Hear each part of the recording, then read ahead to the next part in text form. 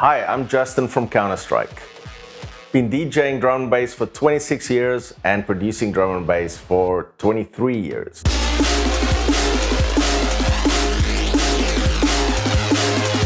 I'll take you through the process of how to make a drum and bass track from start to finish. We'll be working on mean sounding snares, nasty bass, risers, impacts, and everything in between. Finally, there will be arrangement, mixing, and mastering. I will also give you some tips on how not to get stuck and finish your songs.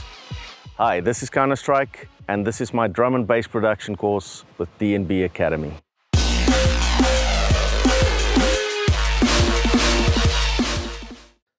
Hi everyone, I'm Counterstrike, doing a track breakdown for DNB Academy. We're going to be looking at a track of mine called Apocalypse, originally released on the Apocalypse EP on Algorithm Recordings. So let's play it back and see what it's all about. The bright sun was extinguished in the stars. It wandered darkling in the eternal space. The icy earth swung blind and blackening in the moonless air. And men forgot their passions in the dread of this desolation. And all hearts were chilled into a selfish prayer for light. A fearful hope was all the world contained. Cities were consumed.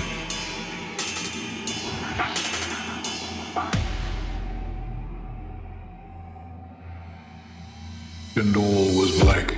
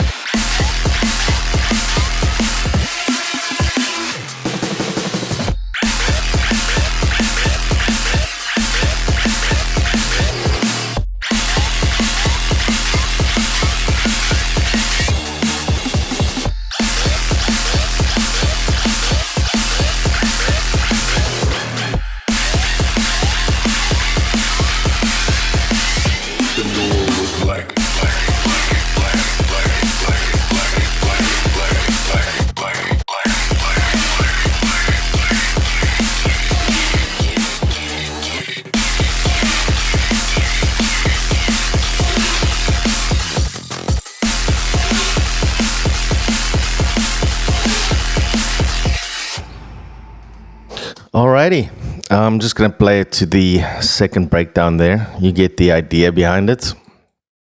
So let's take a look at the song. First, the intro. I tend to use a lot of risers. Either I make them in Serum or they are from sample packs. Sometimes, risers that are actually made for risers. Other times I tend to take impacts and reverse them so, they become quite special because they don't sound like the original. That's what I tend to do with these. Let's solo this riser.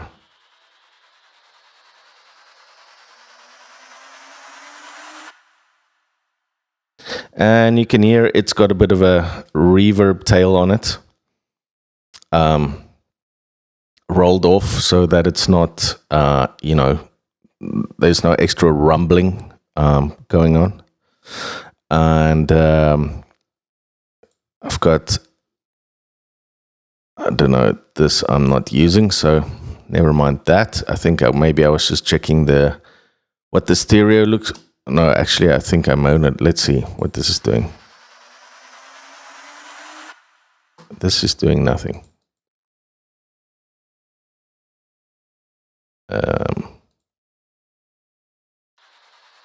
Oh no, it is actually making it mono. So yeah, I guess I didn't like the stereo image of that, so I made it all mono. I think all the risers here in this like section over here is mono. So yeah, we've got that riser there. Excuse me. This one here. Whoop.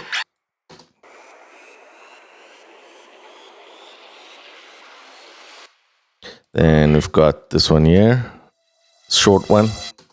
That one happens like just before the drop. We've got this one. All was black. And this bad boy here.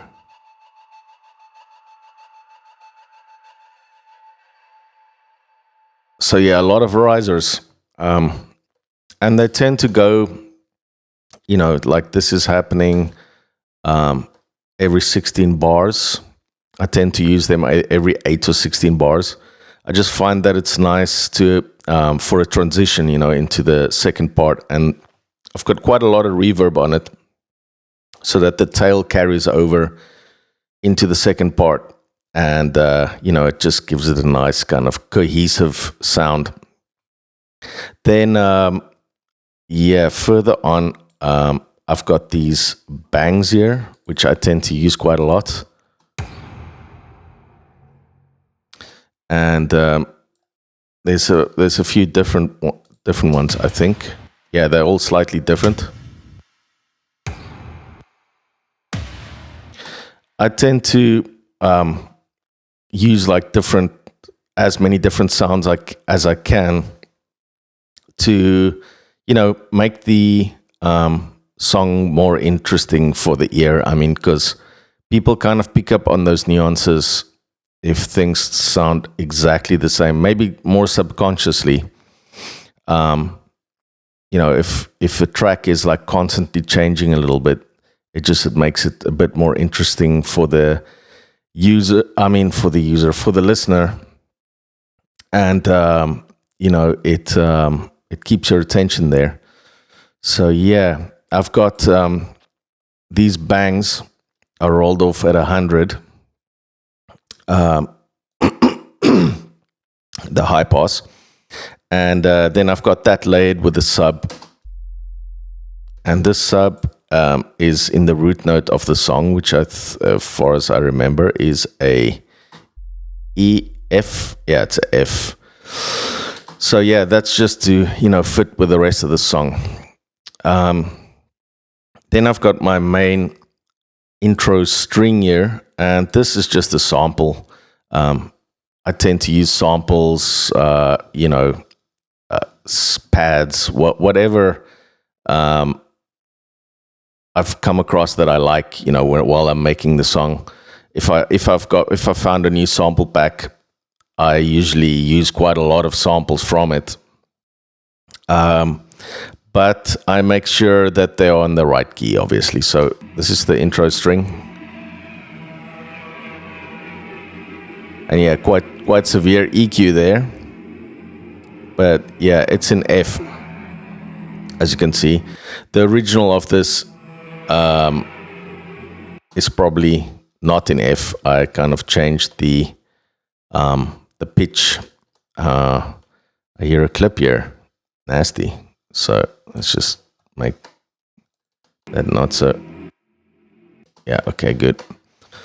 So yeah, that's my intro string.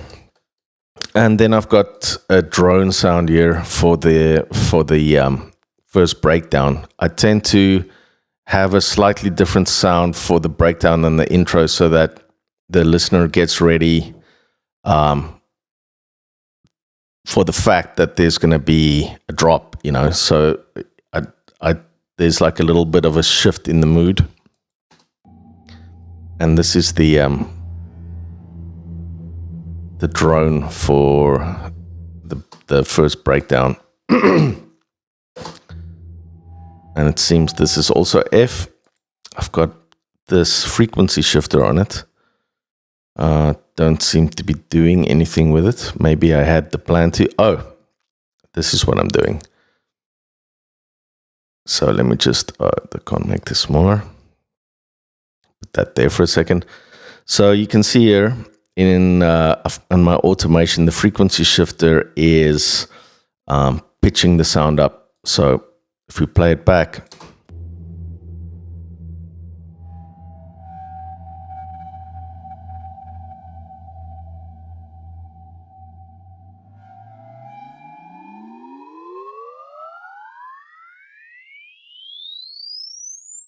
you got an instant riser basically, and that is the automation is just, shifting this frequency every year.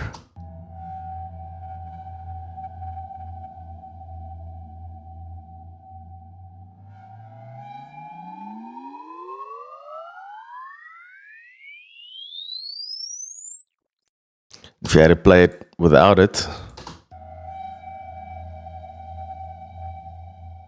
it just sounds like that.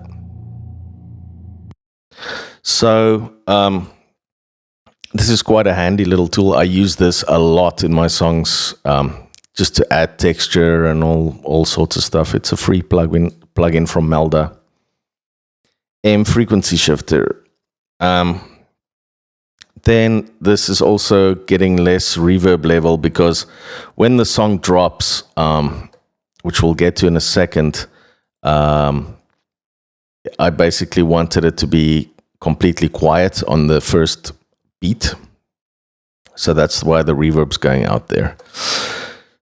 So yeah, just moving further down into this song, I've got my hi-hats here.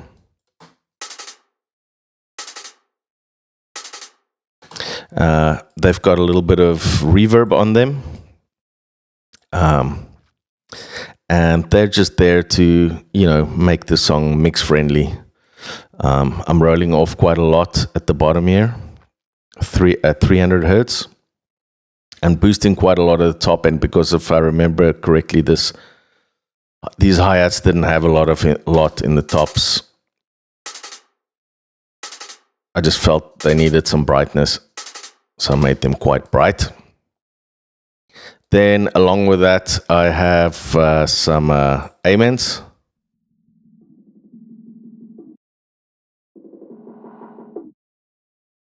And this is just got camel with quite a lot of resonance, so that you get that filter sounding quite clear.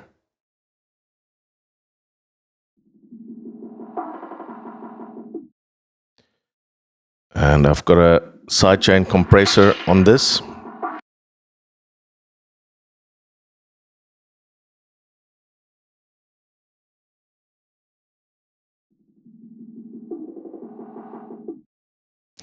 Which I think I didn't end up using in the end. I thought I would sidechain to the kick, so yeah, let's just switch that off because that's not doing anything.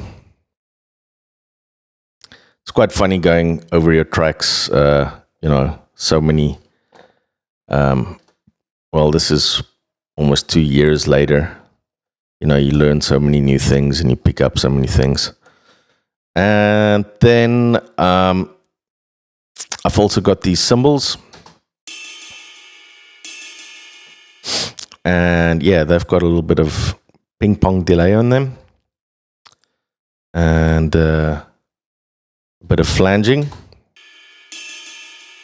That is, like I said earlier, just so that the cymbal doesn't sound exactly the same every single time, and it sounds interesting to the ear because the sound evolves, even though you can't really necessarily hear it.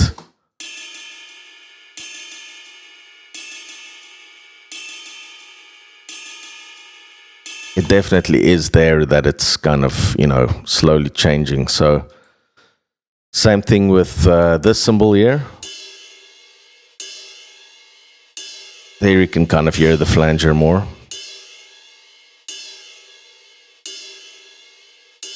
but it's all very subtle, not over the top. Then I've got this vocal. The bright sun was extinguished in the stars. Can't quite divulge where that is from, but it is a poem by Lord Byron from many, many years ago about the apocalypse. I only cut out the parts that I really liked. So, yeah. The bright sun was extinguished in the stars. It wandered darkling in the eternal space. The icy earth swung blind and blackening in the moonless air. And men forgot their passions in the dread of this desolation. And all hearts were chilled into a selfish prayer for light. A fearful hope was all the world contained. Cities were consumed.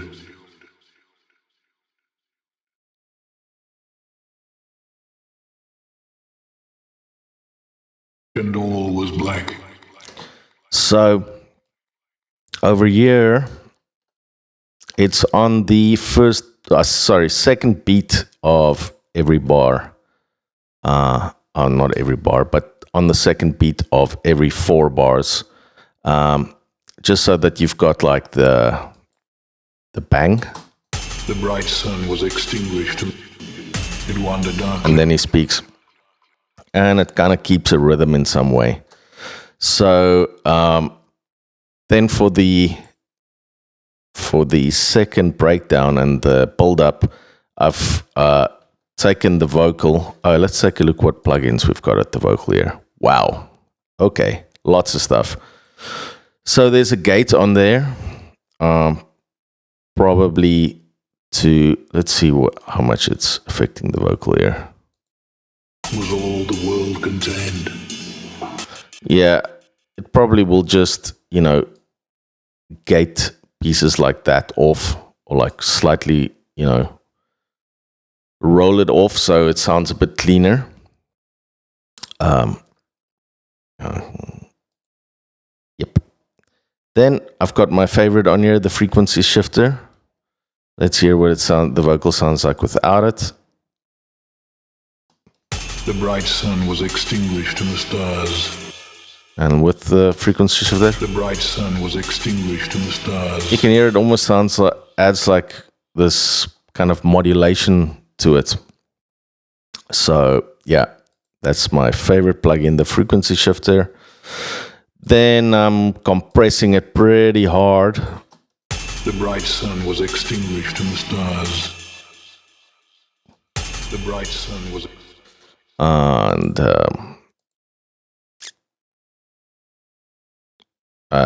reduced the stereo field, so it's only on 30% of what it used to be. I'm de-essing a certain part of it. The bright sun was extinguished in the stars. Let's see without. The bright sun was extinguished in the stars. Well, you can't really hear it now, but I do remember that there are some parts of the of him talking that had quite a severe S in it. And then I've got another de-essing a different part of it, probably also some kind of peak frequency. So yeah, that is like between 2.45 and 4.15 K, and this one was between 8 and 13. Then I've got old trusty camel fat on here and flanging again. Wow, what a surprise. Just a slow flange over time, as I said, to kind of keep it interesting. It's got a bit of tube on here to make it a little bit more gritty. Then I've got an EQ on here, just rolling off below 75 hertz, just to get rid of any kind of rumble or whatever is in the voice, but also still keeping a lot of the bass end there so that the voice sounds powerful. Then it's going into some reverb, quite long, like 1 second tail. You can see it's very little, but when you add these kind of reverb plugins as an insert on a channel, usually, you need very, very little amount in the mix for it to sound super reverby. Then a little bit of ping pong delay. The bright sun was extinguished in the stars. It's very subtle, but it's there. The bright sun was extinguished in the stars. Okay, so that is our vocal done. I'm also rolling off, with low shelf a little bit in the bottom end there. Maybe I thought it was too bottom endy. And then it's going into my long reverb that's on a lot of the other stuff, just to make it sound like everything is, in the same room, or make everything sounds, kind of texturally similar. So that's going into my effects and reverb. Righty. Then we've got this vocal in the build up here.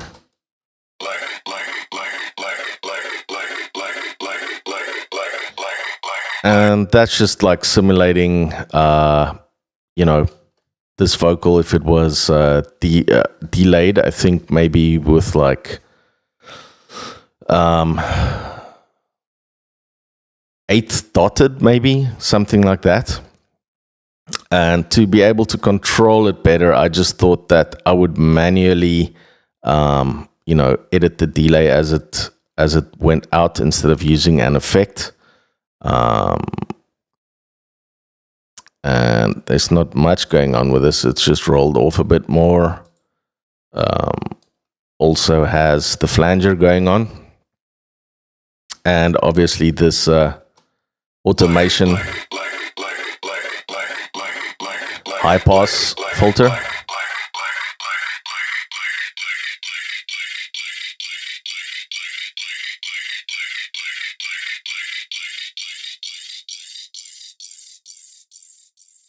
So it just disappears before the drop. Radio, and then we've got these kicks. Oh no, this is not a kick. What is this?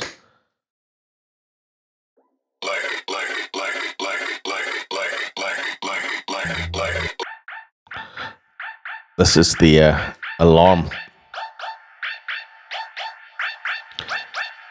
And the thing about this alarm is that it's actually just sounds like this.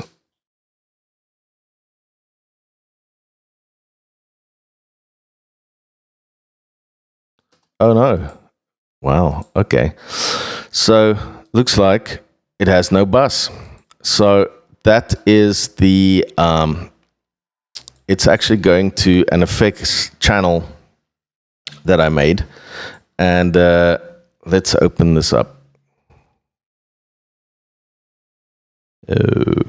Vocal pitch. I have no idea why I called it vocal pitch. Maybe at first I sent vocals through it. I can't remember. So anyway, this is going through a ping pong delay is 100% wet. So basically the stab is delayed by an 8th dotted note. So it's you're not hearing the direct sound at all. You only hear the delayed sound. And that's because I was kind of playing around with time with the delay, just to kind of find something that sounds like rhythmically interesting, instead of me actually shifting the notes around. So it's just kind of a different method, basically. That's going into the camel fat and a bit of tube there, flanger. It's going through another ping pong.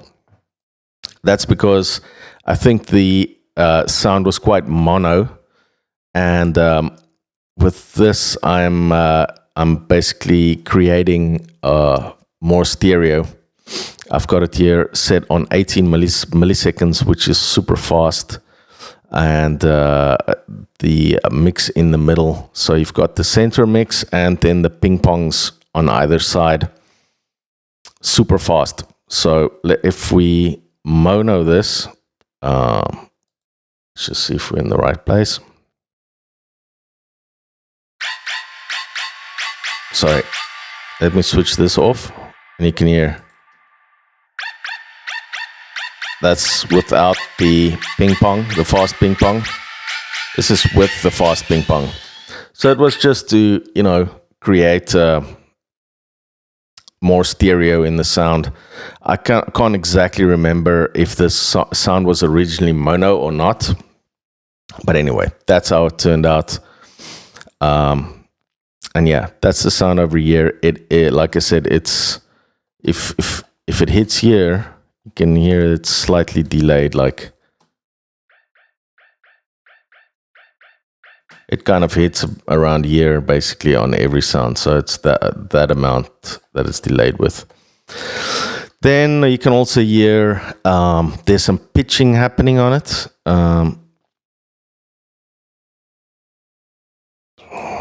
Yes, that.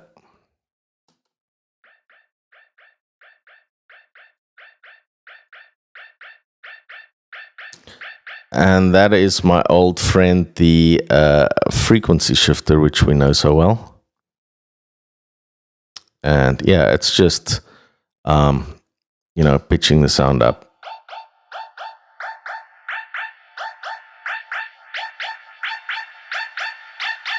You can see the shift going up there.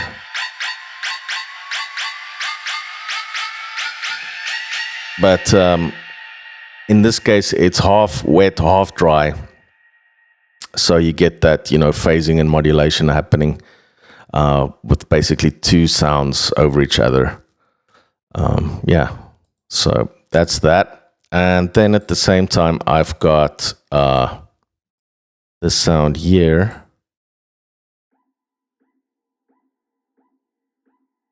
Which is basically the original sound.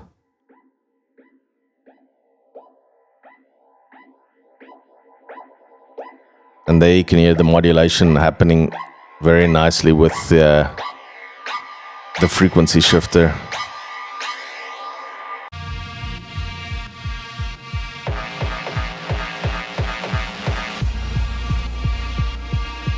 Hi, I'm Justin from Counterstrike. Been DJing drum and bass for 26 years and producing drum and bass for 23 years.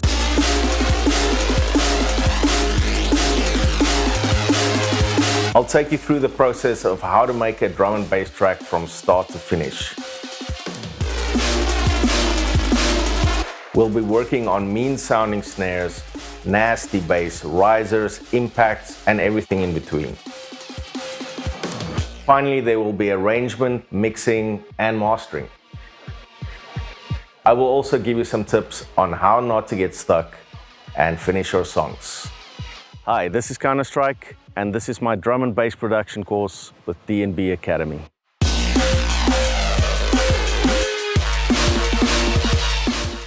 So yeah, there's not much else to this sound really. They're both the same, as you can see. So yeah,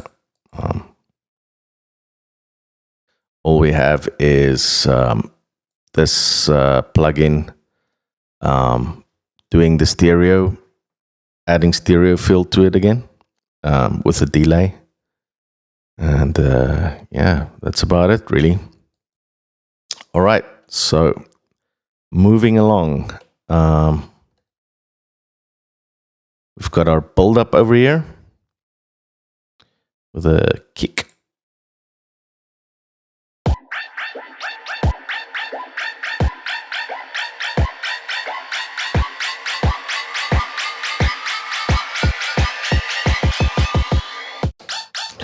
Okay, so well, we'll get to that in a second, but let's just move up here. Along with the kick, we have these rolls. And And these rolls has a flanger going on it, a Melda flanger. And it also has this camel on it with a little bit of tube and an exciter. And as you can see, it is getting filtered up as we move towards the drop. All right, and then over that drum roll thingy, we've got more. Let me just mute this. It won't mute because, yeah, it won't mute because the muting is automated, but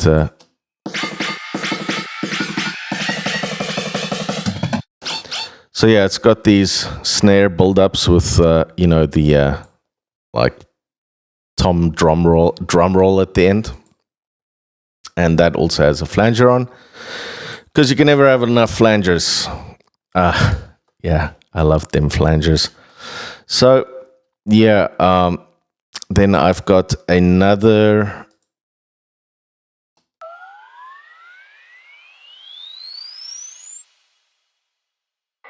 Sorry, this.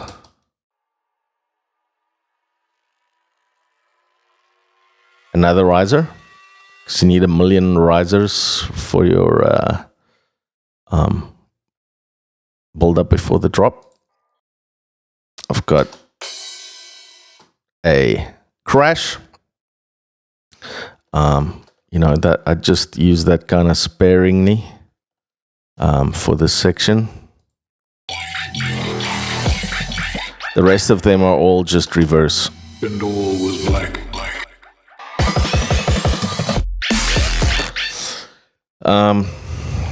And I think that is our intro and first breakdown pretty much covered.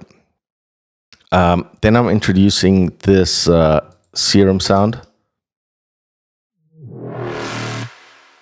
And that's kind of like a sound I use throughout the song.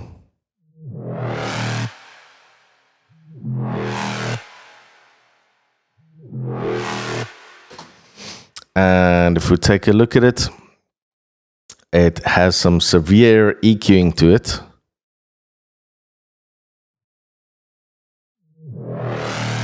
Let me just set up a loop here so doesn't do that every time. And I think I have this that high. It's because there's... Come on, man. Loop for us, brah. Okay, here we go. There was a big hole in there. And sounded kind of thin, so... I decided that I'm going to fill that hole up severely. That's going into trash. I'm using the old clip control here. And it's just to add a little bit of grit to the sound.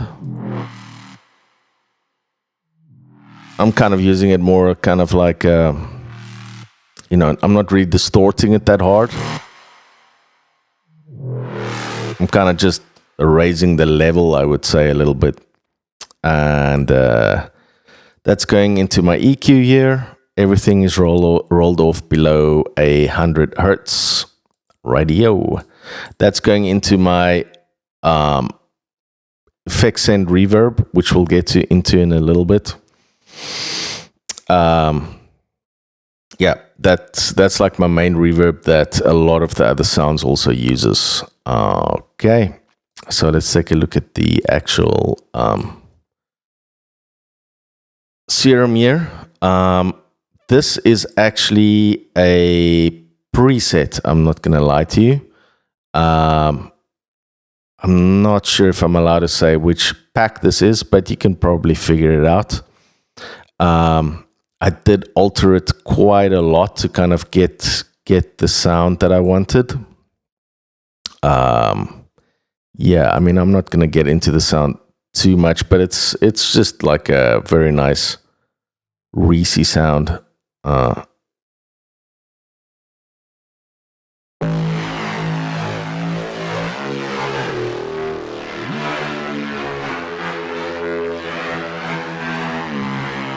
that's what I tend to do when I get like a new preset pack or sample pack, is that I go through the sounds and see what I can use. And yeah, this kind of triggered quite a lot of inspiration for me. I do make my own sounds as well, but I also use presets. Sometimes you kind of just get bored with your own stuff, and you can find some inspiration through someone else. And I really like that sound. So yeah, that's what that one is. Then this one here. There's nothing. Not there anyway. It seems. And that's the same sound again, just with less reverb and stuff like that. Very simple, really. Okay, and then we've got this sound, which I don't know what it is. It's just some kind of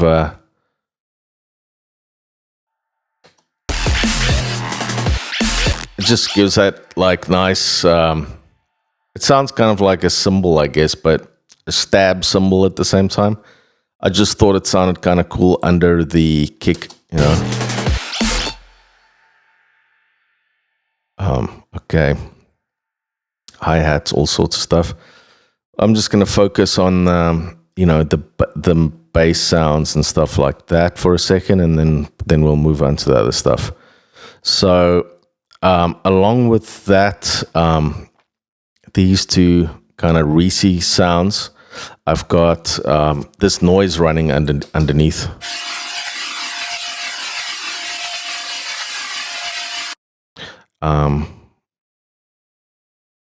Again, I think, if I remember correctly, this was originally a preset, and the sound that I tried to use and try to fit in there, but it didn't quite work. And for some reason, when I switched on the noise, I could kind of hear it, subtly in the background. So I switched off all the oscillator and the filter, and I just really liked the sound of the noise. And I thought that would sound like really cool under the song as kind of like a noise layer. So if I just play it back for you.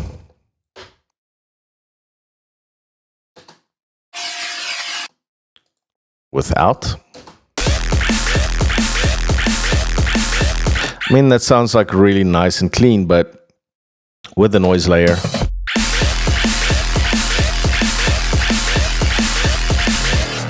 it just sounds a little bit more gritty and aggressive to me. So yeah, that noise layer kind of runs through the whole song. I don't actually even know why there's notes, because it's just the noise. I guess there's a little bit of rhythm that's created through it. And yeah, I just basically ran, as I said, I kept the effects part of the preset, but I kind of switched everything else off and switched the noise on, which just sounded really cool to me. So yeah, this is just pure random luck, which is kind of the way I make most of my songs, to be honest with you. I can plan as much as I like, but to my ears, usually, when some mistake happens and it sounds really odd and different, that's kind of what I tend to gravitate towards. So a bunch of happy accidents, basically. Okay, so moving on with our bass line here. So I've got this, the top part of the bass. I tend to separate my main bass line into a sub part and a top part. That way it's easy for the final mix. It's also like a super old school way of doing it when we used to use hardware samplers. and there wasn't all the possibilities to split, bands and have multi-band compressors and EQs on compressors or limiters or stuff like that. So this is just a sample. I think originally it was something from Serum perhaps, or maybe even one. I think maybe it's one of my own sample pack. Yeah, it's called Great Bass 02. It's from some sound that I made ages ago. And it just sounded super gritty. I just think I distorted the shit out of it.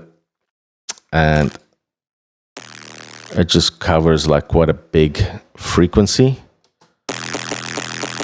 Here again, you can see I EQ'd it quite hard. Like,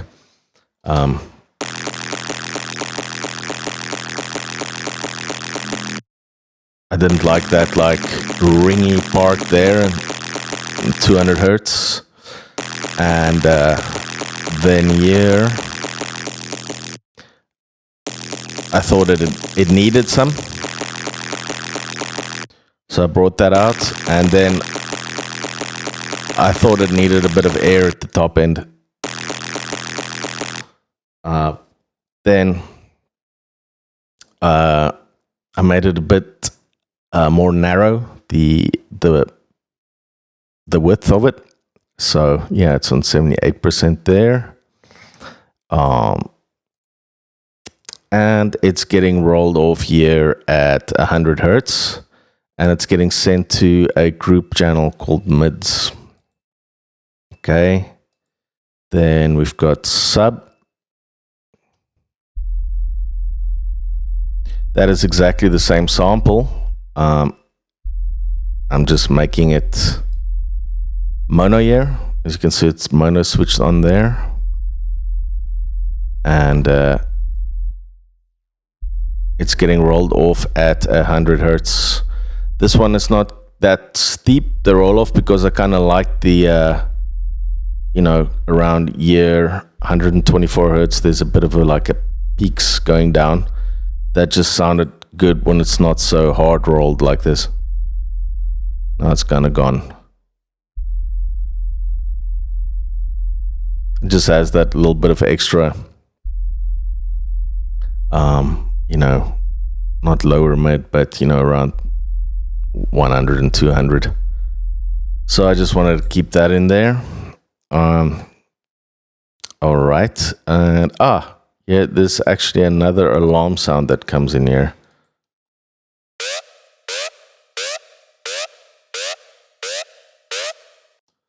And that is kind of like a call and response sound to, well, I wouldn't say call and response, more kind of just like the one answers the other one. This is from another sample pack, but as far as I remember, I changed it quite a lot. I can't quite get into it or exactly what I did. It was such a long time ago. But so I've changed the pitch bend range here to 12 and minus 12. And so, did I use the pitch bend even? No, it seems I didn't. Okay, never mind that. So all the pitch shifting that you're hearing, oh no, and it's the sound. Right, but I am actually just using the frequency shifter again, as I showed you earlier. This time it's a full 100% wet, and it just pitches up towards the end of like 16 bars here. So as it's moving along, both of these sounds are like going up,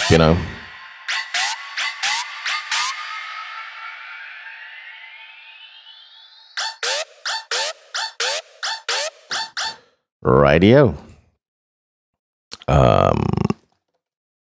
Anyway, So just to get back here to the way I have my bass setup, my sub here is going to a sub group over here, and yeah, that's rolled off at 100 hertz. Oh, yep. Oh, this is actually rolled off pretty hard, 48. So never mind all that, what I said earlier about my 24. But it is probably all adds up in the end, you know, like in a weird way. I do remember like switching between 24 and 48 on the steepness of the curve on this sub, and yeah, it just sounded better like this. Okay, that's going into a compressor here.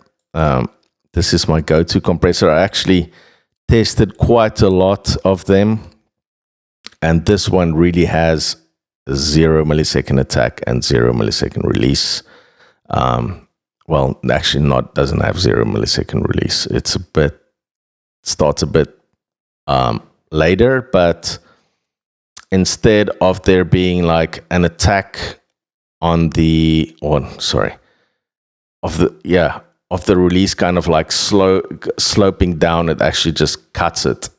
So you can get like super clean, side chaining with it.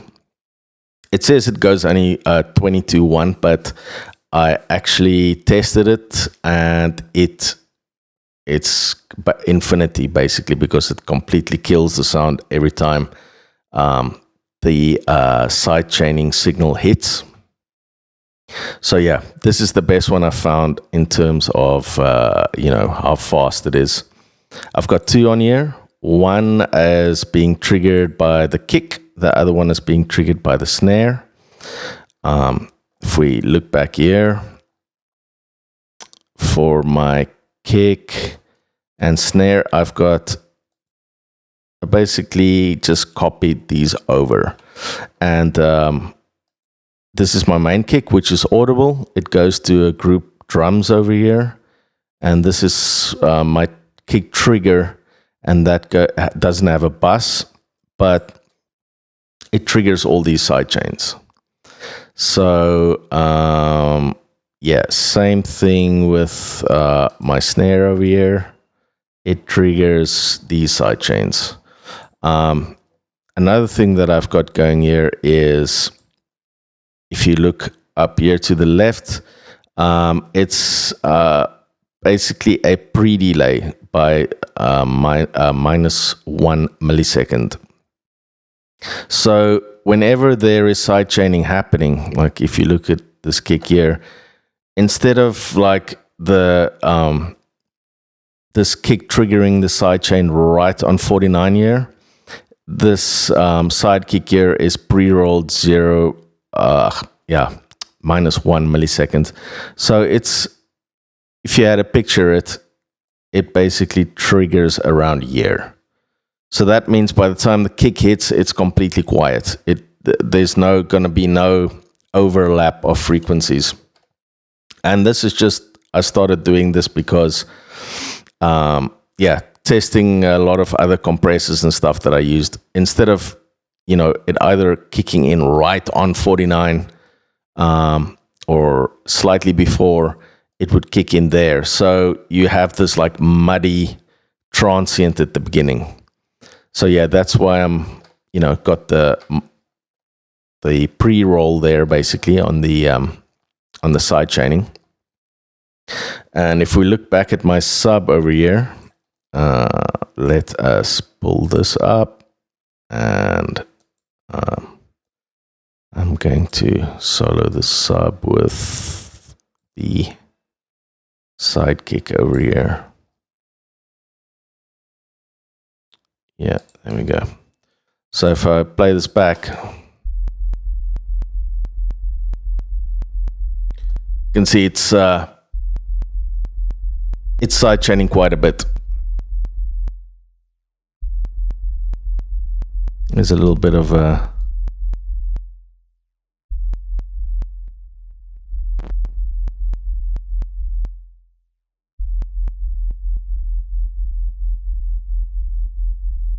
you know, you can kind of get rid of that with a bit of attack.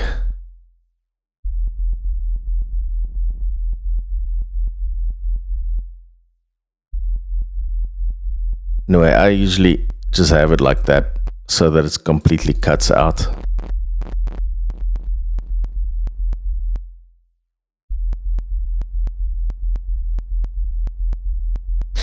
I can't really hear that clip when it's all playing together.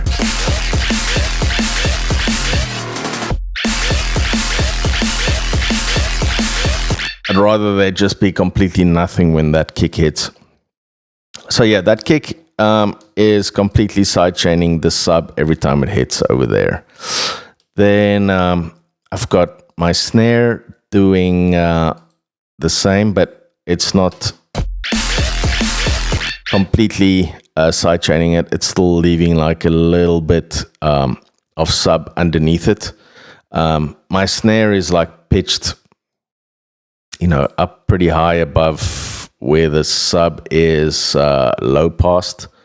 So it's got its peak here at 222, and my sub is cut off, you know, somewhere between 100 and 200. So I just found that by sidechaining the sub a little bit, you definitely, to the snare, you definitely get a bit of a cleaner sound, because there still is some bottom end to a snare. If you look at it here, you know, there's a little bit of bottom end there, and those frequencies might clash whenever the sub hits. So yeah, I've got those sidechained like that. Then yeah, I've got some hi-hats going on here. These are actually the same ones from the intro.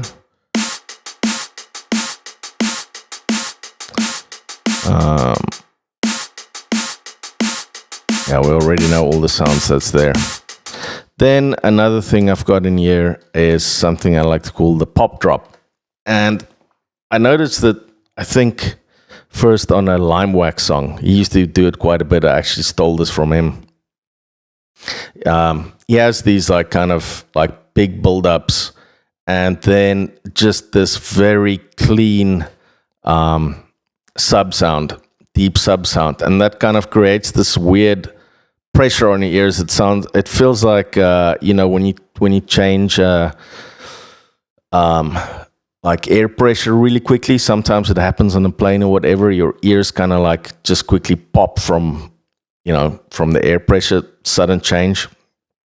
And this is kind of what this simulates, because this, when it hits, I mean, just, it's completely, you know, dead. All other sounds are dead. And it's just a sub sound by itself. Yeah, I kind of like that. So yeah, I think we've pretty much covered everything in the drop here. So yeah, my hi-hats, they are going to a hats group. I've got a bunch of groups here. I've got drums, Atmo, hats, stabs, mids, sub, fuckery, whatever that is, bass, I don't know what that is, side, rises, hard side. So yeah, just got a couple of groups here. The hats is obviously going to my hats channel here. I don't know why this is stereo out. This should actually be going to side here. My side channel is basically all the sounds without the mids and the sub. And I've got a compressor on that,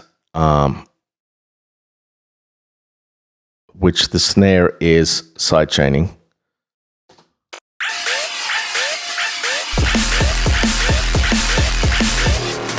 And that's just, you know, to give you that really clean snare sound. It's kind of the basis of getting a really clean mix, is having your snare super clean, so that it doesn't sound like it's phasing with any other frequencies.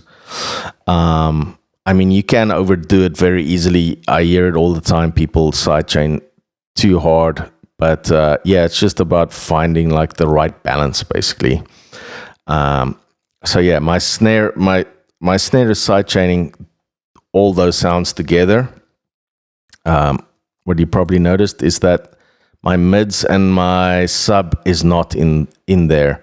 I found having these separate and having their own sidechain, compressor and settings separately, I get a much cleaner sound rather than combining them, all with my other sounds. So this goes straight to this. My mids and sub goes straight to the stereo output, and my side channel goes separately to the stereo output. So yeah, there you have that. On my mids, I've got a similar thing happening. I probably am not, sidechaining the kick that hard. Yeah, just a little bit. That's because I'm, I just want like a little bit of ducking for like rhythm, basically. Because if I duck it super hard, sorry. That sounds alright still.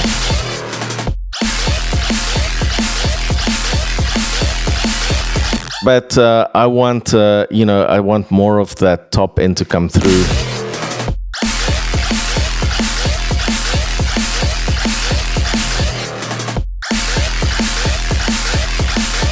Yeah, it sounds better to me. The snare, I'm ducking super hard. Oh, not even that hard. Let's see if we.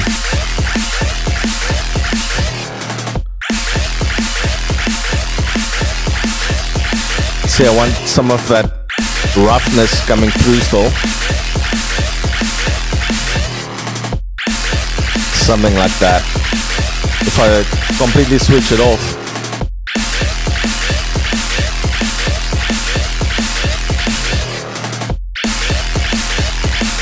I mean, it's not bad. But with the side chaining on, you can hear instantly it's a lot cleaner.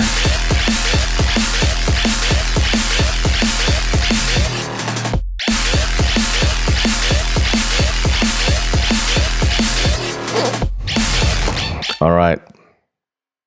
So yeah, those are the main elements of the song. Then as it goes on, I add some every say like 16 or 32, you add like some roll or something. So especially if you kind of move into a second section. So my roll that I have here are these those, and slightly different snare and kick, I think.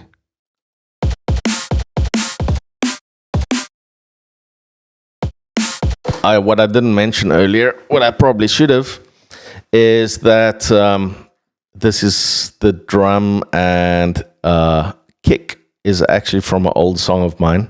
The kick is from AI, and the snare is actually from a sample pack.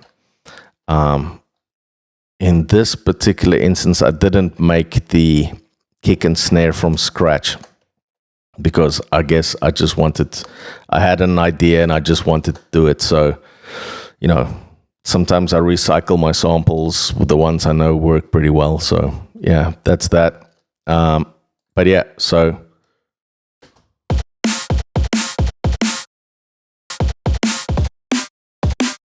just basically pitches up, but when you combine it,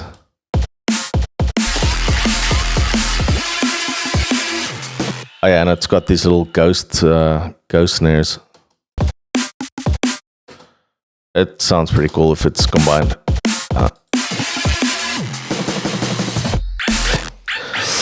So yeah, and then I've got this sound that's kind of through the whole tune. What you can't hear there, but as a full.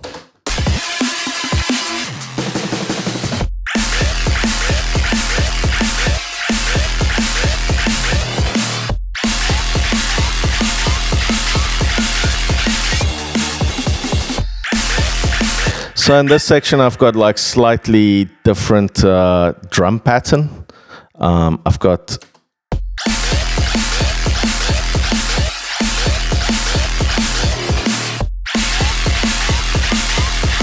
kind of, extra kicks and sounding a bit heavier combined with this crash. And if we look at the kicks, I've got tuk tuk tuk tuk, and then I've got here I've got every 2 bars it starts over again.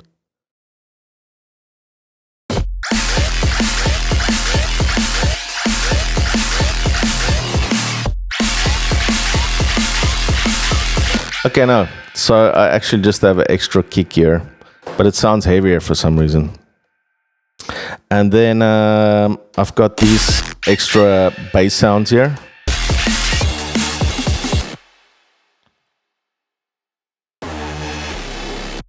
And they're just kind of really noisy reese sounds. Once again, running through trash. Probably Crunchy Taco this time. I went overboard. Let's see what it sounds like without it.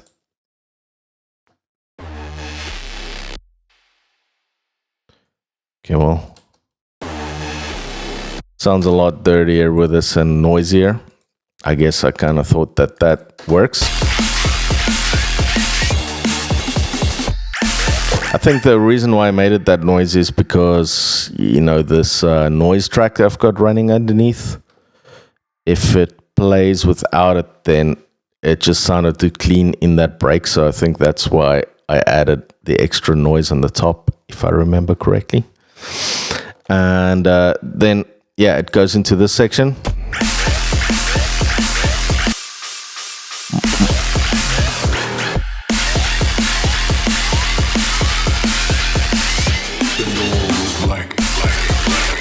All right, so I've got these 2 different cymbals over here. This one,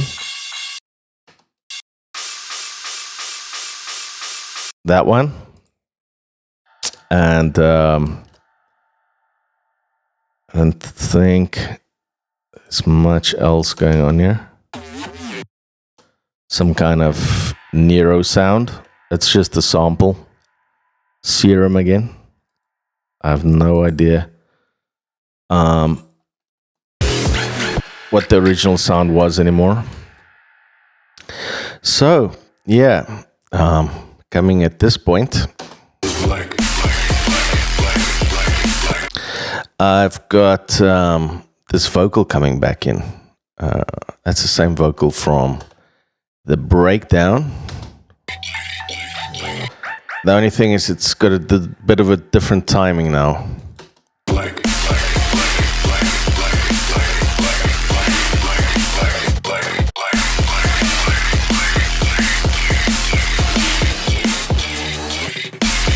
Once again, I rather, created like a delay, copy and pasting so that I can control it a bit better, and it kind of sounds like, dub delay or whatever. Excuse me. So I've also got this stab coming in.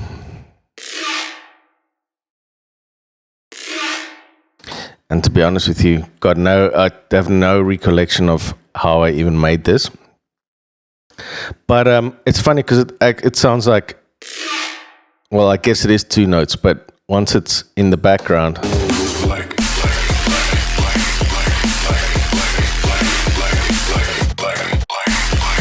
it sounds a lot better.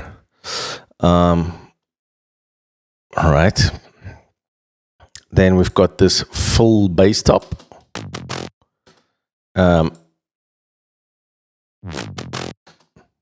It kind of just does small fills.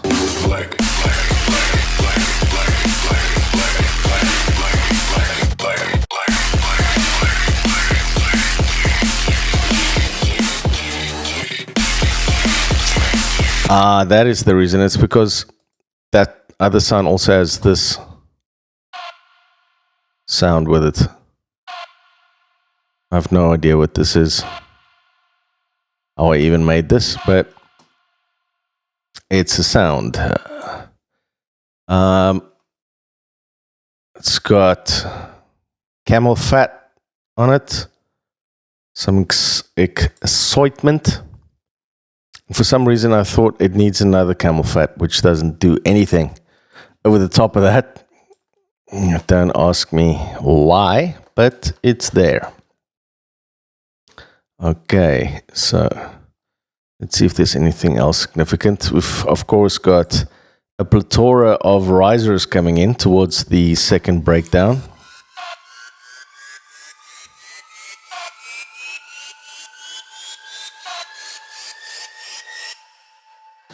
And then, you know, the old bang.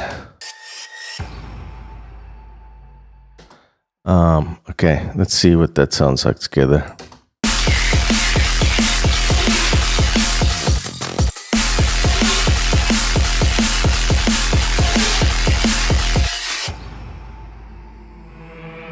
And then we've got that drone from the intro. Pretty much, I think, copy and pasted everything from the intro except for this sound.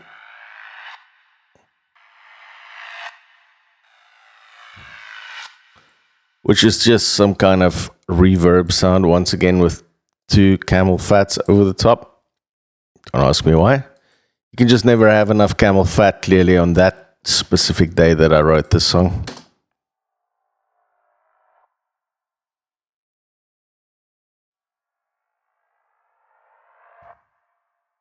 This is actually just some reversed sample from a sample pack.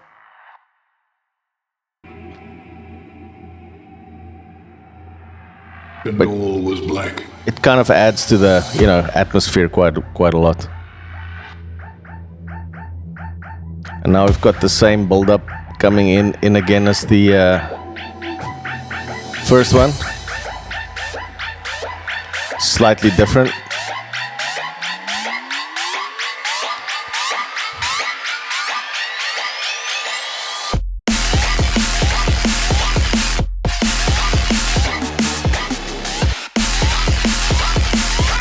Well, how is that different to the first one?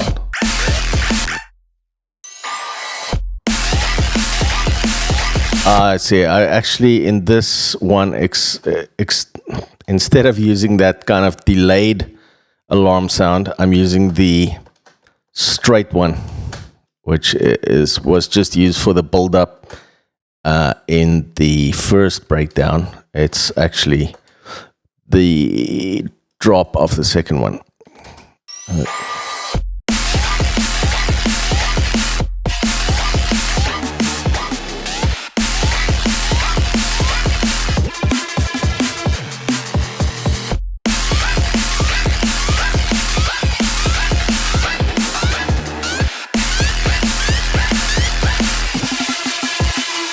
And all was black.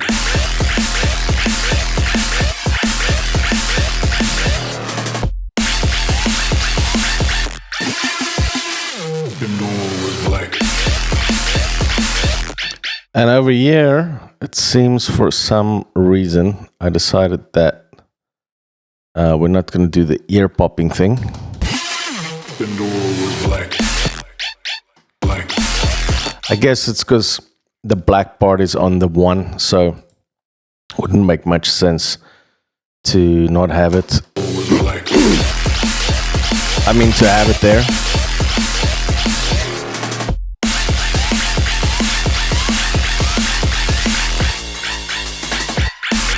And yeah, I've just got like a few extra fills, I think. this like reese thing.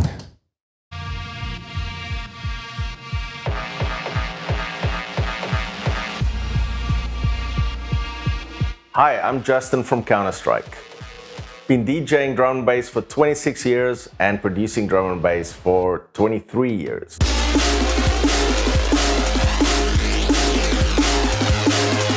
I'll take you through the process of how to make a drum and bass track from start to finish. We'll be working on mean sounding snares, nasty bass, risers, impacts, and everything in between. Finally, there will be arrangement, mixing, and mastering. I will also give you some tips on how not to get stuck and finish your songs. Hi, this is Counterstrike, and this is my drum and bass production course with DNB Academy.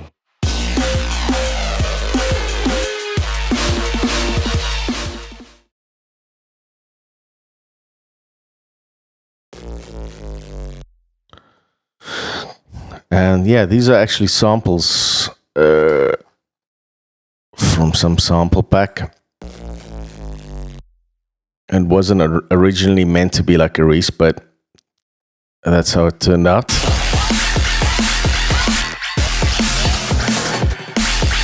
And then I've got these kind of glitchy, you know, break things in here.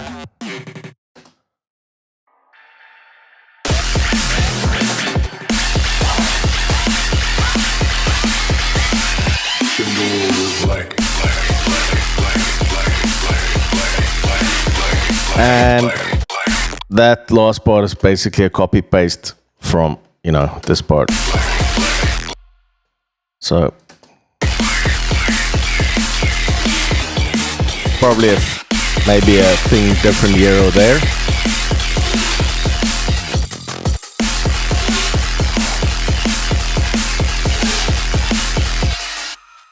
So yeah, if you had to look back at the structure here, I've got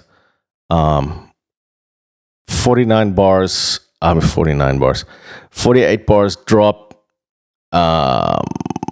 Is it 48? No, 48. Yeah, 48. 48 bars. First drop, 48 bars. Second drop, that's kind of how I usually do it. And then a 32 bar second breakdown and a 48 bar intro. So, or this could have been, is it less? No, it is a 32 bar second breakdown. So, yeah, the way I've got it is, you know, I've got my main drop here, then a tiny bit of a switch. In this song, it's not that obvious. And then kind of like the last part.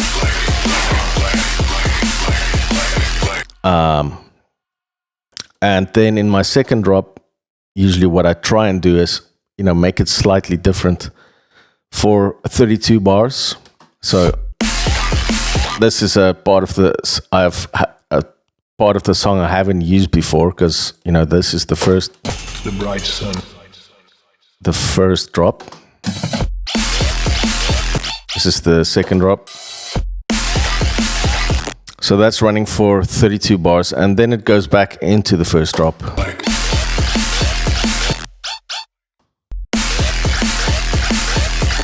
And then I skipped out on this middle part and just used this part before the second breakdown.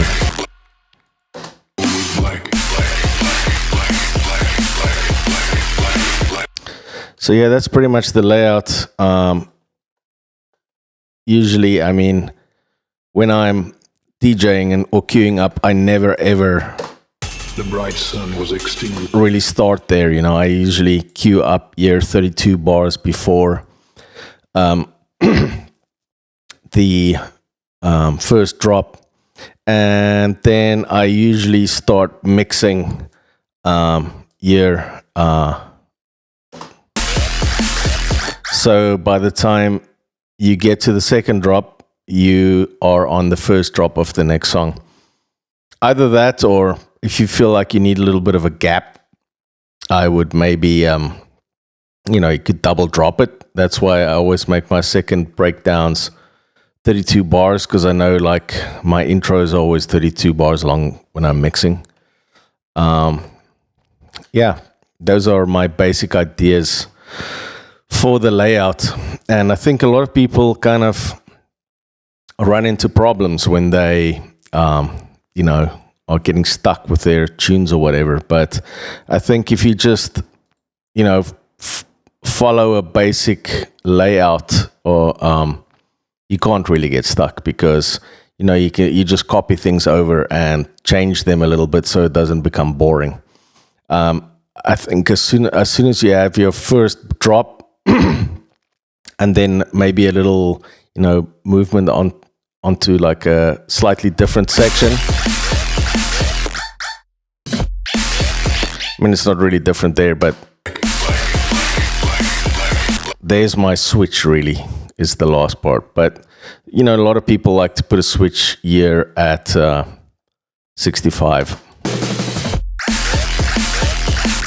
Not in this particular song, but yeah, I mean, once you've got your first drop, then, slight switch on the second drop, and then you can just copy paste the rest.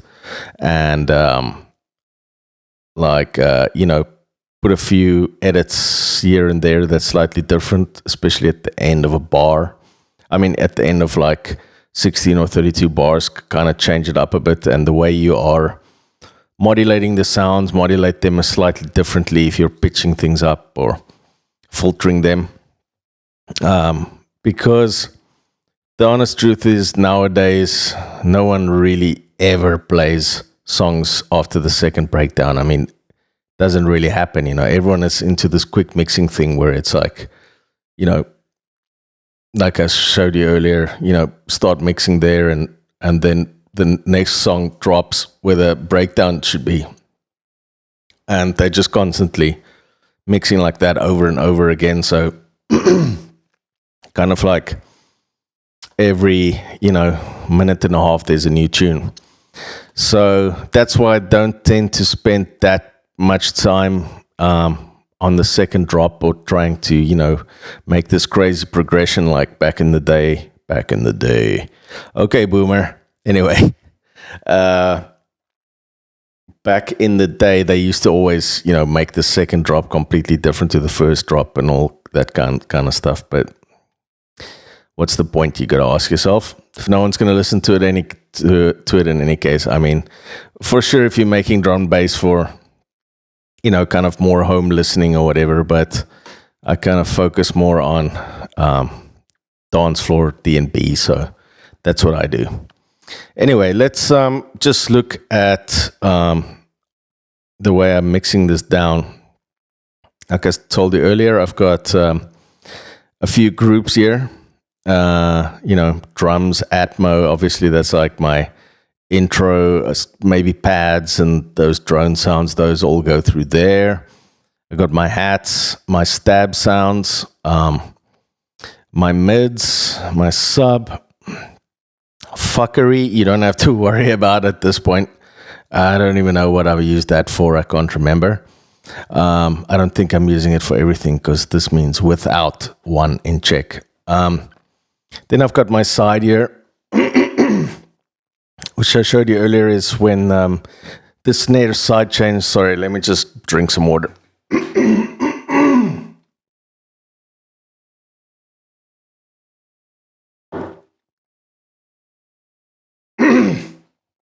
Okay, then I've got my side here, which I showed you earlier, is when the snare side chains the entire song, and hard side, maybe, let's see what that is. I can't even remember. Let's play that back.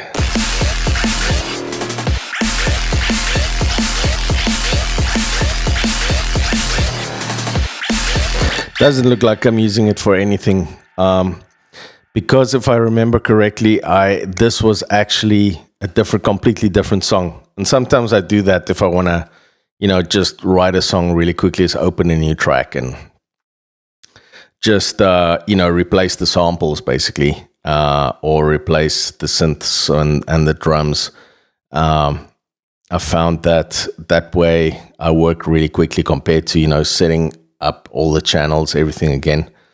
That's why I also sometimes work with templates. I have a template like this more or less set up. And when I start the song, I just open that. And then it's easy to, just slot everything in its place. And you don't even have to root the stuff because it's all pre-rooted, right? So from there, I'm going out into free clip in this song. Sometimes I put maybe like a glue compressor or something like that. But in this song, I'm clipping it. This is the best one I've found. I think it sounds pretty clean from all the ones I've tested. That's free in any case. Of course, your FabFilter Pro L2, if you can afford that, and if you're using that is better. But this is very similar if you use like the L2 like almost clipping preset. It sounds almost exactly like that. So I'm very happy with this. Yes, also different kinds of clipping. I found, the harder you clip, the more sub you can get out of it. The softer you clip, then the sub starts farting a little bit. So yeah, I tend to clip really hard. And then if we look at my span here, I've got my span set up in a way to kind of mimic the EQ on here. Works very similar to the Cubase Spectrum, the way it's laid out.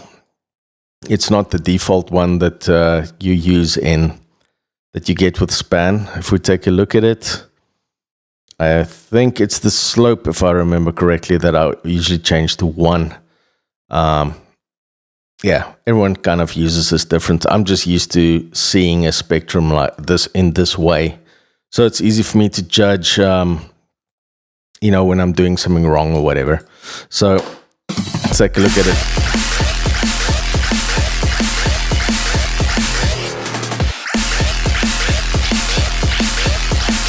So yeah, straight away here, I can see that I could probably whack the sub up quite a lot. Let's just see what the overall level is here.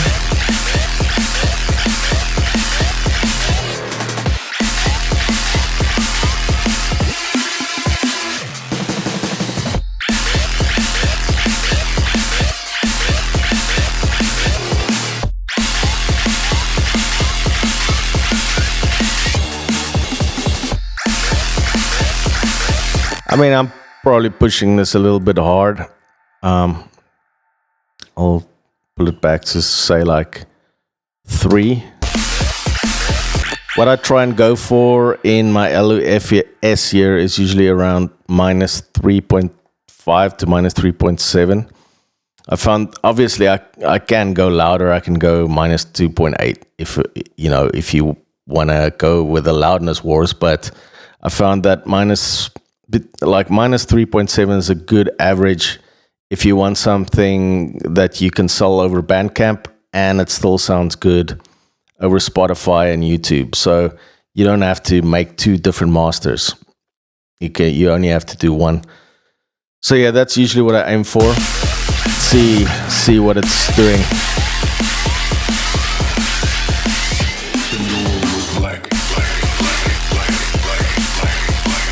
Yeah, that's pretty good. Then what I do is I try to let's just change the output here. Clip ceiling minus 0.1. It just leaves like a little bit of headroom because I'm doing this in 24-bit. So when I'm dithering it back down to 16-bit, I just like to leave a bit of headroom there to make sure there's no artifact that clips the master in some way.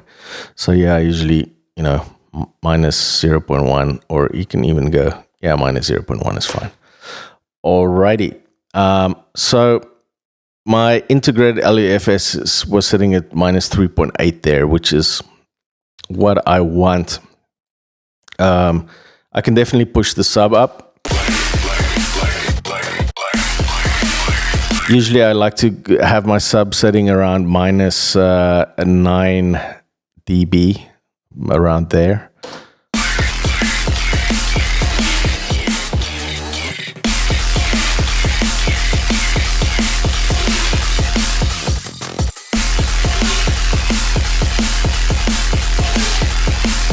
Yeah, that's about just right. So I think using a spectrum analyzer, it's important to like compare your songs with other people's songs. And, you know, if you find a song that you really like the mix down of, you can, you know, try and sculpt your mix to kind of look similar visually on span. Let me just loop a section here so we can keep looking at it.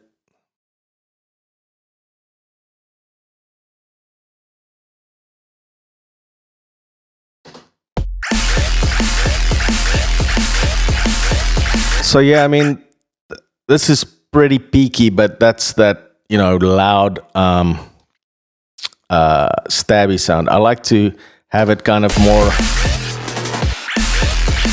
I would say, cleaner in the mid-range here. Usually I kind of try to go for like a straight, you know, have it like curving down here, and then having like more or less everything sitting nicely between minus 33 and minus 36 dB here. And then you have the peak for your snare. I think this is A, so around here you would have like, you know, peak coming up, the, you know, attacky, punchy part of your snare, and then maybe a little peak here on our kick. I think this kick is like sitting, let's see.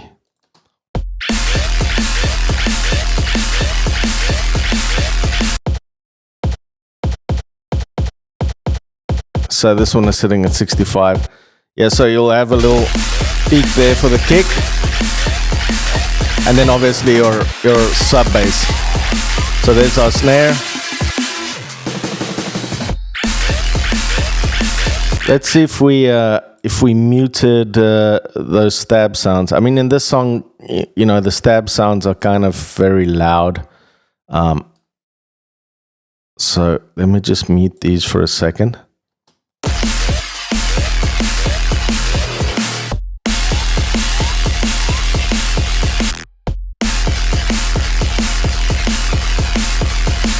So yeah, I mean, it's all right.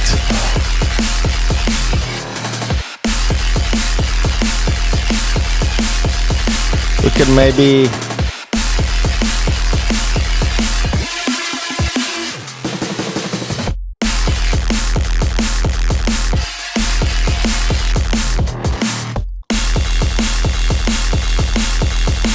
it looks like the mid-range of, you know, it can maybe go up a little bit over here. Let's take a look at our come on, loop, man. So this is our, come on. Is it that one? No. So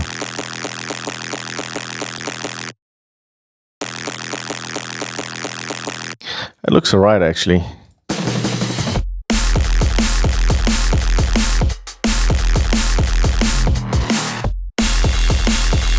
Can maybe push up the level a little bit.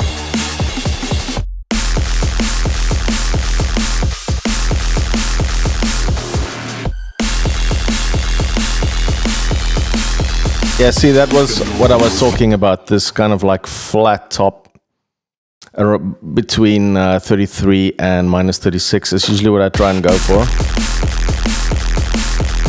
And then here from 14K kind of rolling down.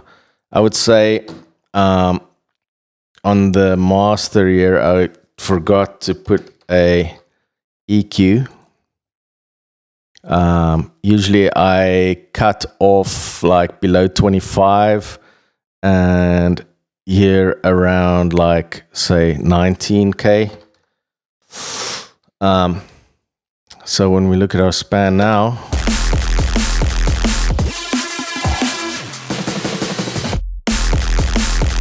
it's rolling off nicely over here, but the bottom sounds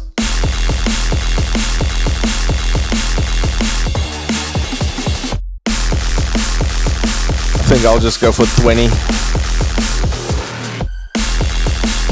So it just rolls off the very bottom of the bottom, you know, which you can't hear in any case below.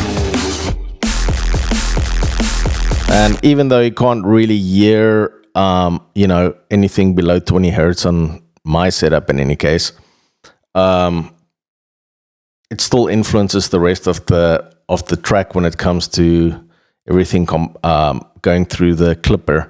So that's why I kind of try to roll things off below 20 hertz. And we can maybe just make this 20,000. Still like rolling it nice around here from 15K. I mean, maybe, you know, people under 20 can still hear very well above 16K. I can't really anymore. So, you know, this kind of like wasted frequencies for me here from about 18 around there. So that's why I kind of roll it off. Just to, you know, since I don't know what I'm doing up there in any case, I can't hear it. It's better that I just roll it off. It also saves up space when, you know, as I said, when you're squashing everything. So yeah, that's the way I look at it when I'm mastering.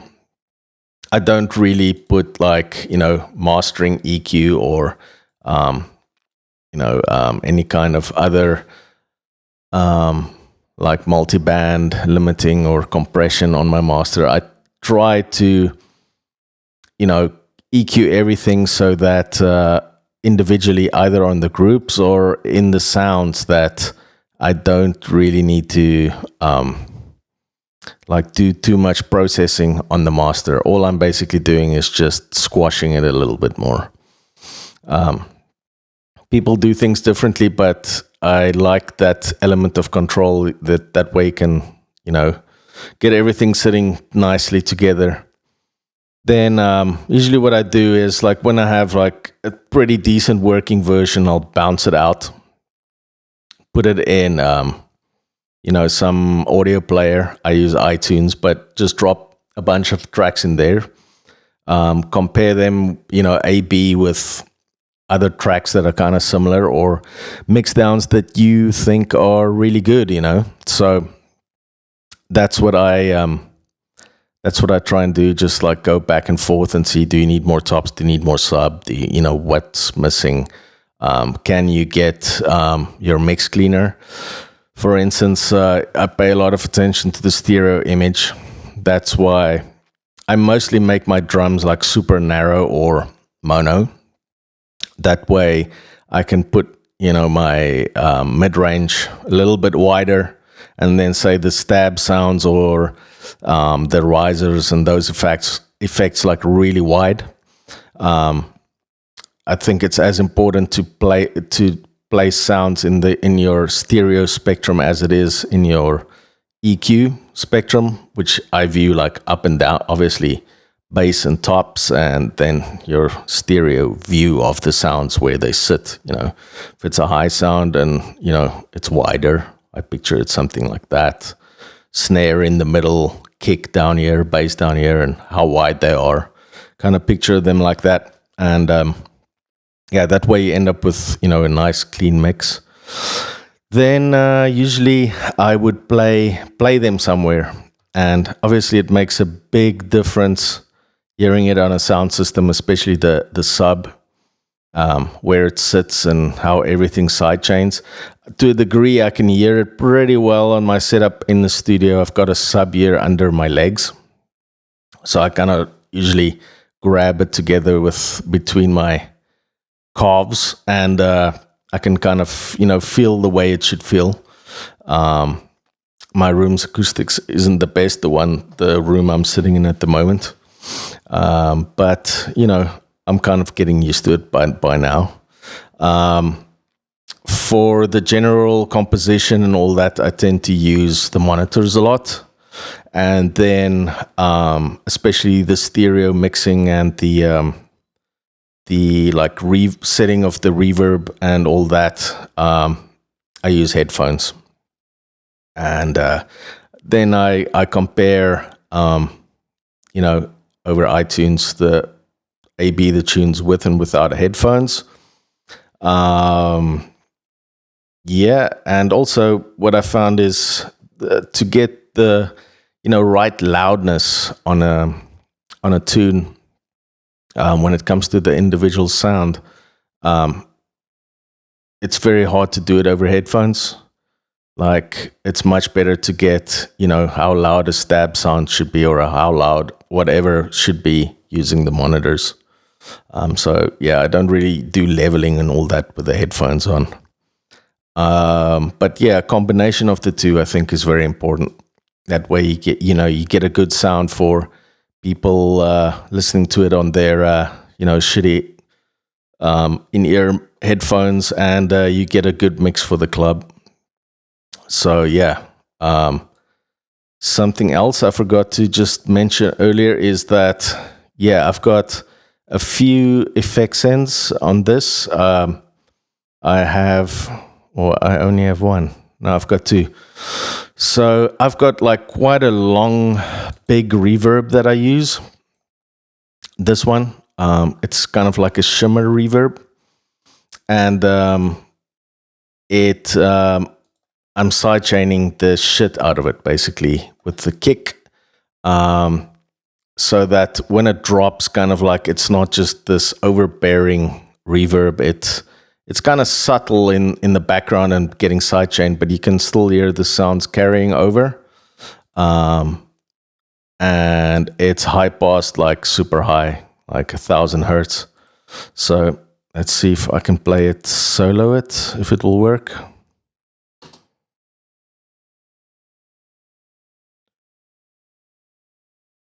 Anything? No, it would be hard to hear it, I think. Let's do this. They can hear it carrying over.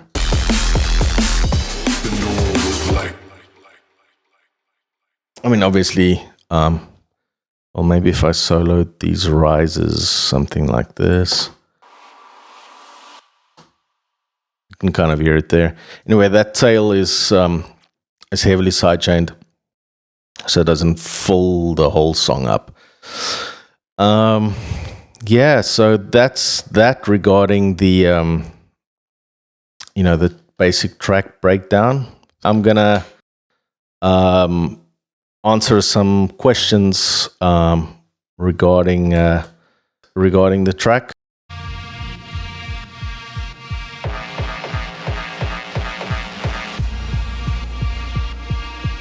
Hi, I'm Justin from Counterstrike.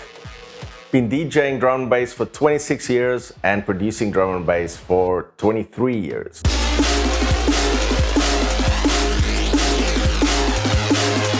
I'll take you through the process of how to make a drum and bass track from start to finish.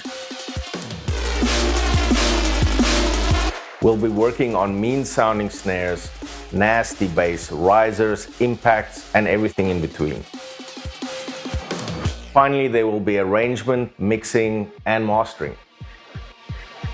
I will also give you some tips on how not to get stuck and finish your songs. Hi, this is Counterstrike, and this is my drum and bass production course with DNB Academy.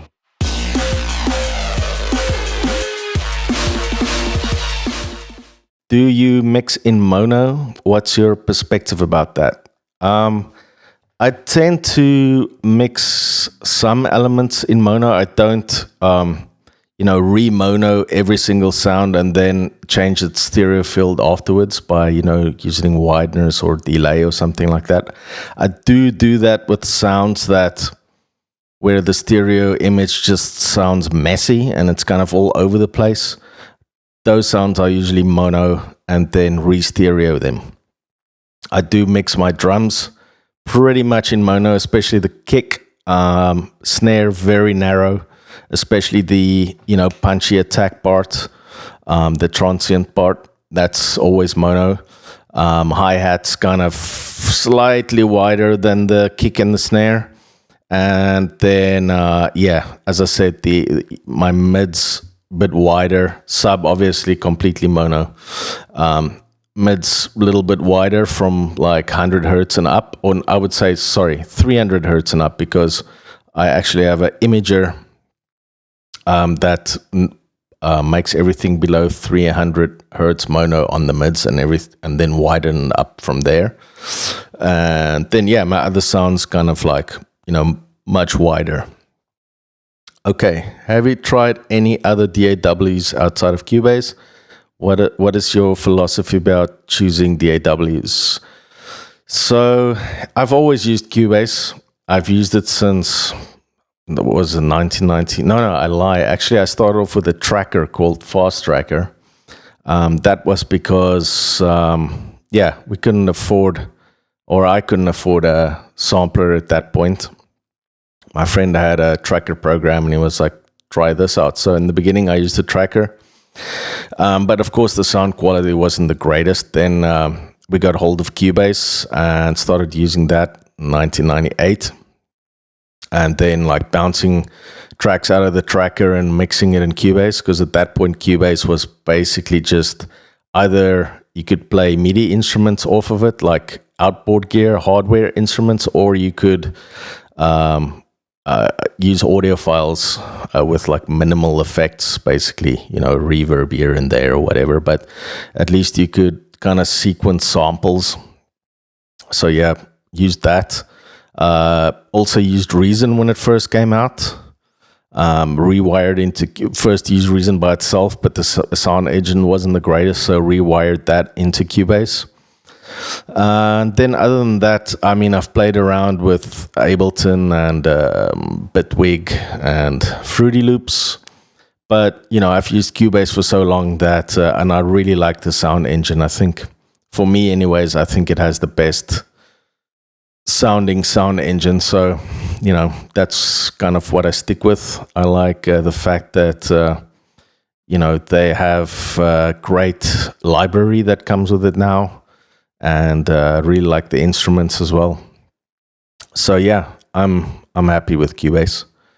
Then question number 3: do you approach your music with an intended sound and feeling, or does it come out of the ether as you experiment?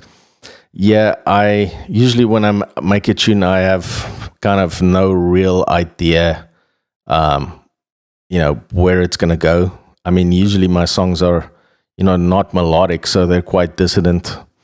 And obviously aggressive. So I think that's about the only thing that usually happens to me. I make a song and I think like it's not aggressive enough. Let me make it more aggressive. I think that's really the only thing that the feeling that I go for in any case. And then it says, how do you know when to use sampling and when to use synthesis? Well, that's kind of a tough question, but I tend to use, I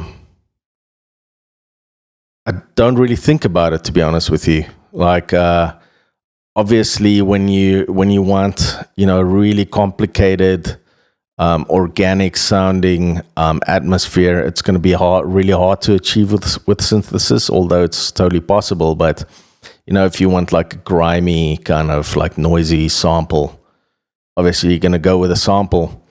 So I don't really think about it that much. I do like to combine the two, because you can definitely hear a song that's too synthesizer based, and there's nothing wrong with that, but it's not really my sound. Like, I like to combine the two, so you've got kind of the organic side of the sampling side and also the synth side of it. So yeah. What's the most important advice producers should hear about mixing? Well, to be honest with you, it is just about creating space for like your different sounds. You know, you don't want them to clash and all be in the same frequency range. So you got to pay attention to that. Like your stab sound, you know, shouldn't be in exactly the same frequency range as, say, your mid bass line or whatever. You know, make it an octave higher if it's not sitting right or whatever. That's why I find that people that have a real musical training from a young age, they tend to nail mixes much easier because they got a good understanding of how the, you know, frequencies kind of phase with each other, and they know, you know, where to pitch them and what key to put them in so it doesn't sound messy. I really don't pay that much attention to scales and stuff like that. I kind of just try to keep things in a key. Like, for instance, this song is in F. So, you know, I do kind of play around and find things that work with that key, but I'm not really like the kind of person that's like F minor, you know, F major, whatever. So I think it's just a thing of like finding the right, you know, octave to put the sound in, and then also creating the gaps in the sound using sidechaining. That's super important for drum bass to get a clear mix. Okay, so let's see. How did you keep this track so interesting even with all those repetitions? Like I showed you when I did the track breakdown, I tend to use, or in this song, I did quite a lot of flanging at different time intervals, and also like how much they're flanging, and that creates, like, you know, some movement within the track so it doesn't become boring. And then also just having interesting edits and, you know, stops and starts and those kind of things, having new sounds come in and having the sounds constantly modulating. Doesn't have to modulate a lot, just, you know, some degree of, you know, changing over time. Because if someone's playing a guitar in a rock song, it's not like they're playing the exact same, you know, they can't play it exactly the same every time. And that's why you can listen to someone playing the same, you know, rock riff over and over again, because it's always slightly different. So I think it's quite important to try and apply that to making electronic music, to not make it sound so synthetic. Okay. How do you approach creating turnarounds? Well, to be honest with you, I don't really think about it that much. I just, it kind of just comes naturally in some way. You know that you've been doing the same thing over and over. So, you know, when the turnaround comes, maybe you could just use, say you've had like, you know, a riff going like F, A, G, whatever, F, A, G, F, A, G, F, A, G the whole time for the, you know, first 32 bars, and you need the turnaround to come. What I would do is just keep it F, you know, for the last part. And then also realize that you got to bring in some new sounds. That for me is the easiest way to create a turnaround. Okay. What's the best advice for a beginner producer? I would say just don't get too bogged down with a million plugins. Like if you have a DAW, like, Fruity Loops or whatever, just use the plugins that it comes with. You don't really need anything else these days, and learn how to use it very well. Along with that, obviously, so many great YouTube tutorials out there at the moment. If you want to learn how to make anything, they show you. And also, I would say, get some good headphones if you can't afford good monitors. That makes a huge difference. I've, met so many like up and coming producers that, you can hear there's something wrong in there. Everything below 100 hertz or whatever, like their sub is all messed up or messy and all that. And that's just because they don't have a sub or monitors that can reproduce very well below that frequency. So using headphones would be better with them, with that, or with, say, like a sub pack or something like that. Just being able to hear what you're doing is super important. Okay, how do you start tracks? Do you make the drop first or the intro? I tend to make the drop first. Usually I start with the drums. Probably either one of my previous sample packs I've made, or if I really need to, or if I have the feeling that I want to make a fresh drum track from start, then I use Addictive Drums and layer that with like synthetic drums. Yeah, so that's how I start. Create some kind of bass line, either by going through presets, or if I have some idea of what would fit with the drums, then if I want a specific sound, I will make it in Serum. Okay. Then, do you separate your creative process into sessions? If so, how does each session work? Well, what I tend to do is I usually make the drop, get it pretty decently going. I tend to work in like, say, 45-minute sessions. Concentrate really hard for 45 minutes, take some time off, 15 minutes or whatever, and go back in. And I found that, sometimes you just need to stop. Like you get to this point where you're kind of just banging your head against the wall and listening to the loop over and over again. I find that when I get to that point where I'm playing I realize I'm just playing the loop over and over and not adding anything to it.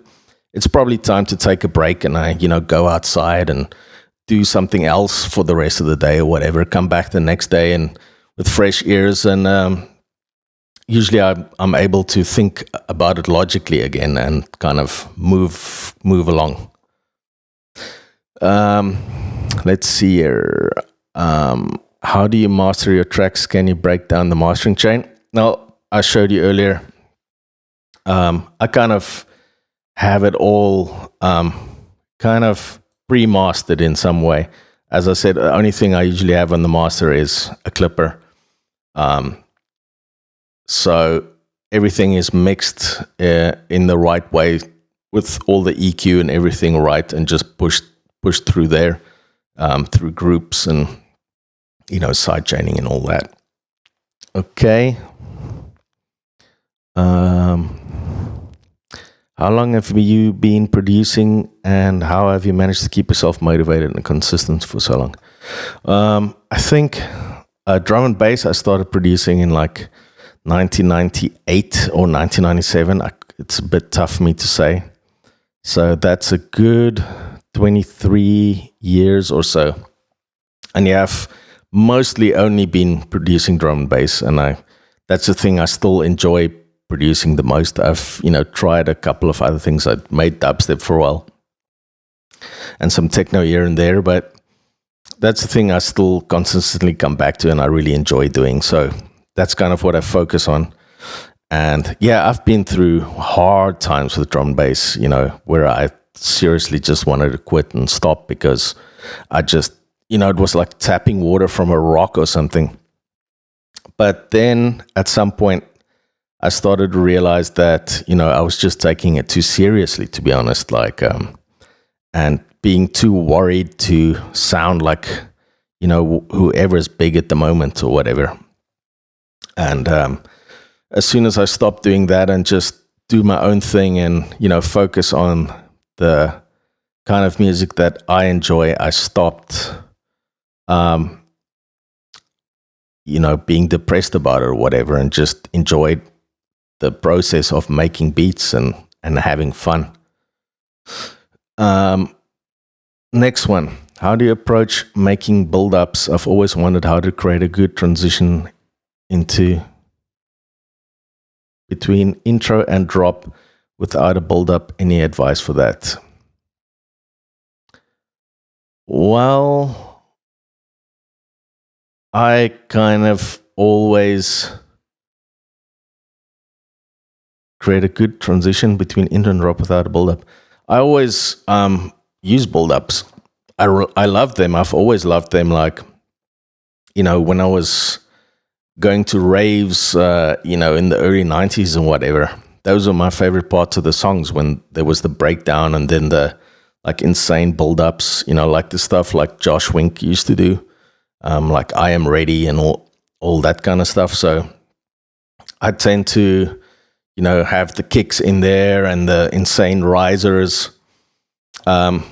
I think what you should just do is, on the drop, it's kind of the build up and the drop is that it shouldn't be exactly as you expect it to drop. You know what I mean? It should be slightly different. So if you've got like stabs going in the intro and it's also in the drop, the way the stab sound should be different to the build up.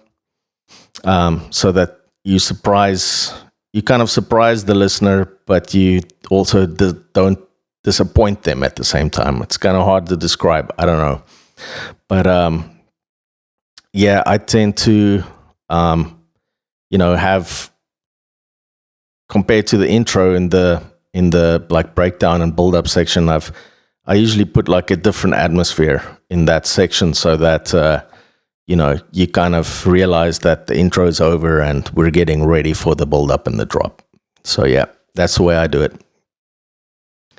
Do you have an idea before you sit down in the studio, or do you just sit down and experiment until you get something good? Yeah.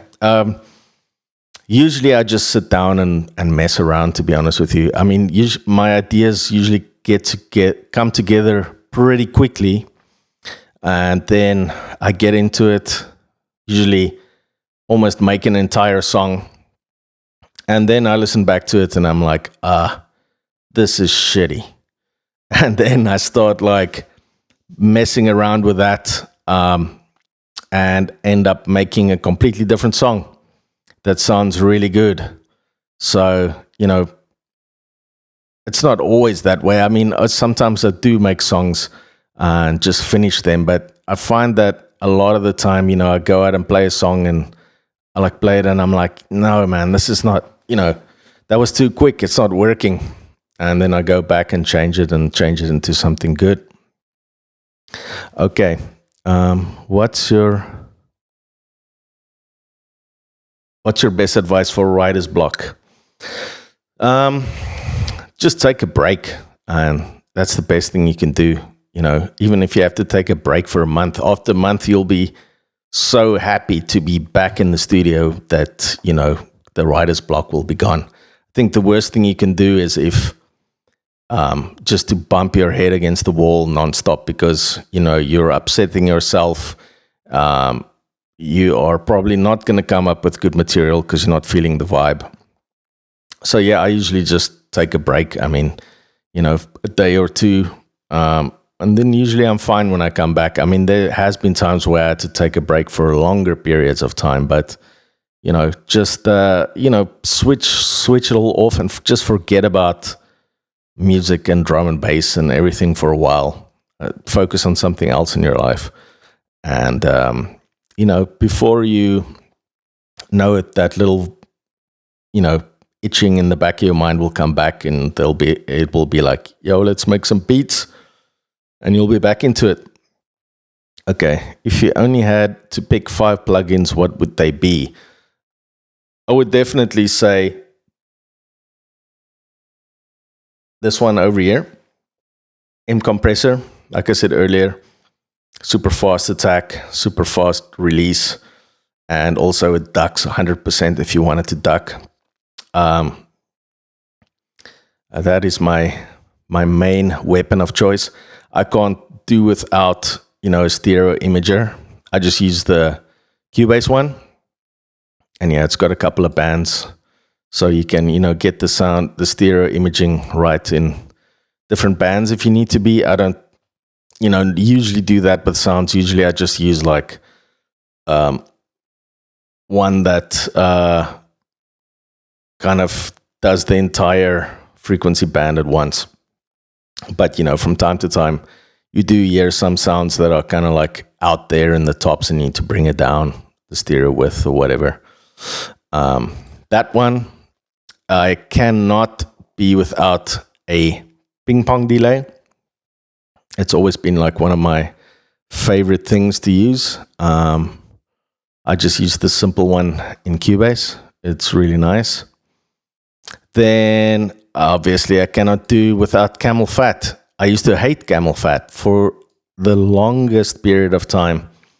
But once I did a couple of collabs and I was kind of forced to use it since everyone uses it. Now it's just kind of part of, what I do, especially the high pass and low pass filter. I use that all the time. And the tube, sometimes even the mic. Yeah, I can't do without that one. Then my frequency shifter, I use that all the time on everything. I just love what it does. It makes stuff sound interesting to me. So yeah, can't do without that. How many plugins did you want? 5. So that was 1, 2, 3, 4. 4. Then obviously this reverb, I use this quite a lot. I just like the fact that it you can get such long tails, so it's also kind of cool if you want to create like risers or things like that, because you can just put a quick blip and then it creates a long tail, bounce that out, reverse it, pitch it up, and you've got an instant dope riser. So yeah, can't do without that either. So yeah, those are the 5 plugins I can't do without at the moment, I would say. Then what was the game-changing moment that changed everything in your productions? I would say when I discovered sidechaining. Because before, to be honest with you, I had no idea what I was doing. I was just relying on my ears and kind of, hope and praying that the samples kind of fit together and you can get a loud mix out of it. But once I realized how sidechaining works and how to effectively use it, I would say that was a definite game changer for me.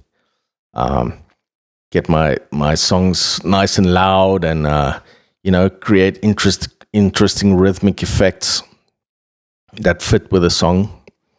So yeah, definitely sidechaining. Then, what are some pieces of advice that past Counterstrike needed to hear when first starting?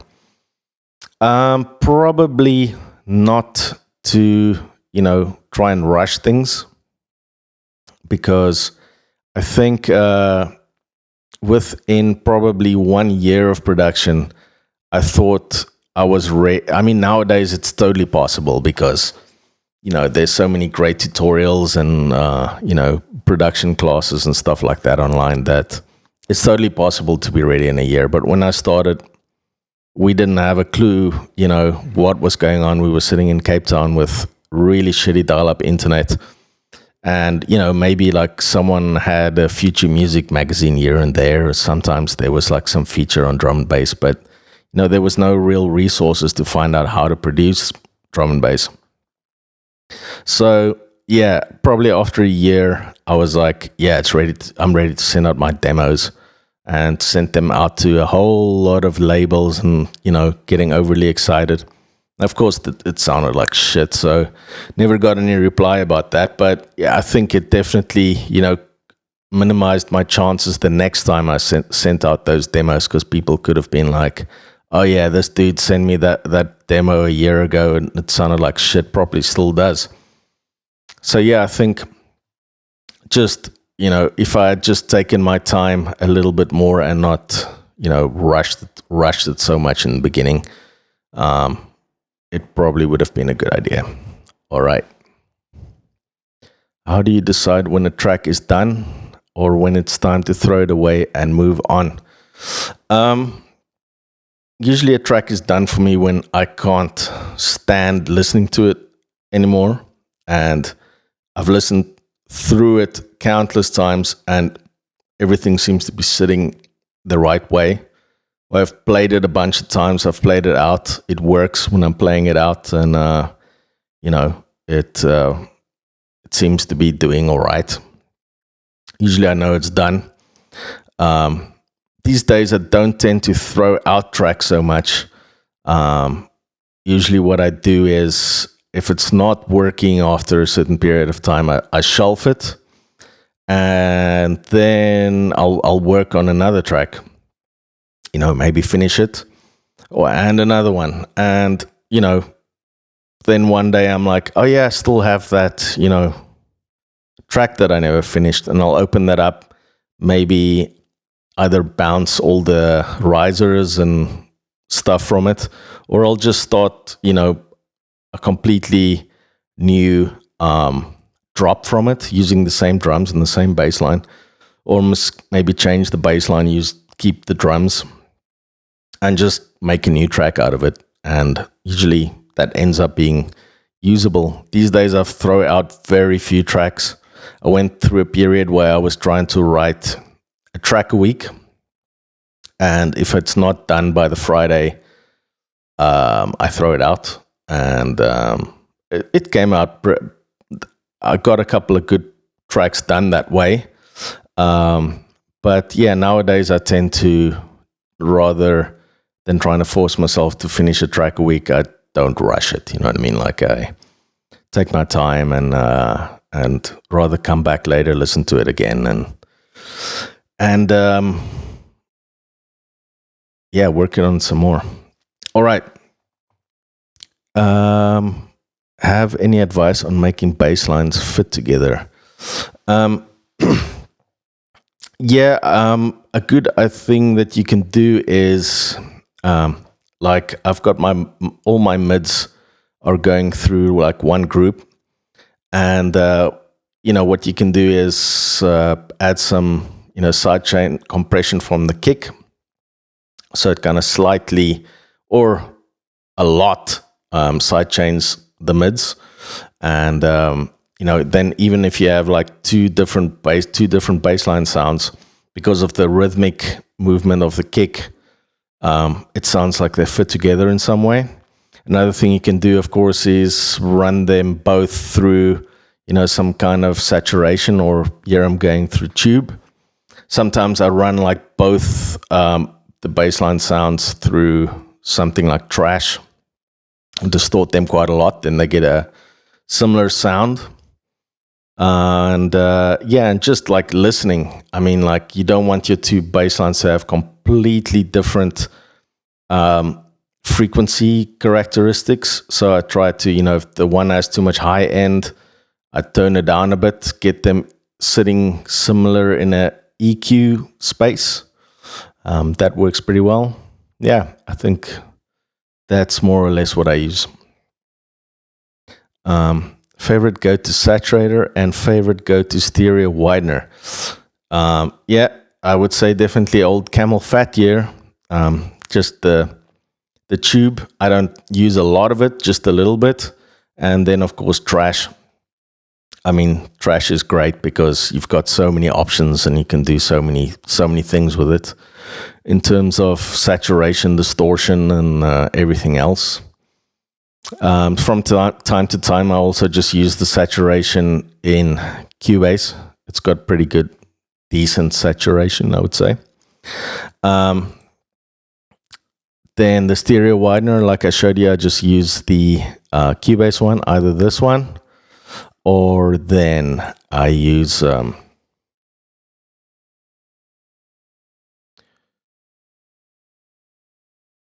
this one. It's a more simple one that does the entire frequency spectrum. Also use this if I want to make the sound mono. Just click mono button there, and then you also have this kind of delay. So you can choose how, because essentially all these things is like a delay, a very short delay, ping pong delay, right? So you can set how long the ping pong is, and then also EQ the ping pong if you want it more. This is probably like a peak EQ, just like going through the frequency spectrum. Or then using actual ping pong delay, and then doing the same thing, switching off the sync, setting it super low, usually like around 16 milliseconds. Then no feedback. You can set like where you want, what frequency band you want the stereo to happen in. The amount of stereo here. Obviously, if you want maximum, put it on 50. And your spatial, if you want it like far out, full, or less, like more towards the middle. I mean, it's a little bit different to say. I think actually what this one does. Oh God, did we freeze? No, we didn't freeze.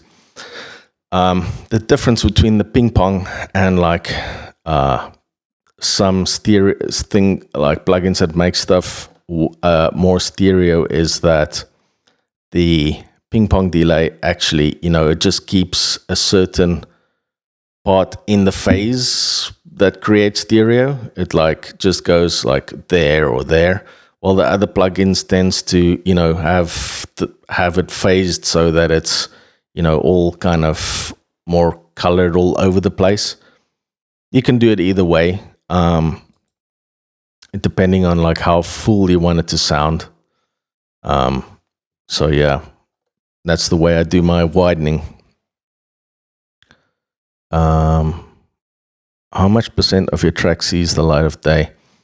The majority, I would say, probably like 95% of the tracks that I work on, I finish or turn it into something else.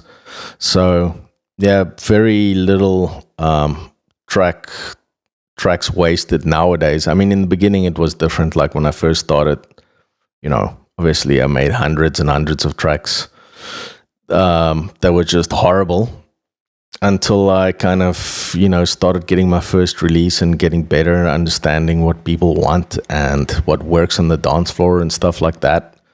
So once I got a kind of knack for that, I tend to release most of the stuff that I make. I mean, obviously it's different for me as well, because I release it on my own label. If I was gonna go and try to sell every single track to a label, it will be a completely different thing, because I've got a different vision to what most labels want in drum and bass. So it's harder doing it that way, because say if you're making a track for Ram, they only go for a specific sound. So you got to try and understand what the label wants, make a track that would fit with their sound, or like, whatever other label. But for me, I kind of, can just release whatever I make. So that's why it gets released, Right. What are your favorite synths these days? Definitely still Serum.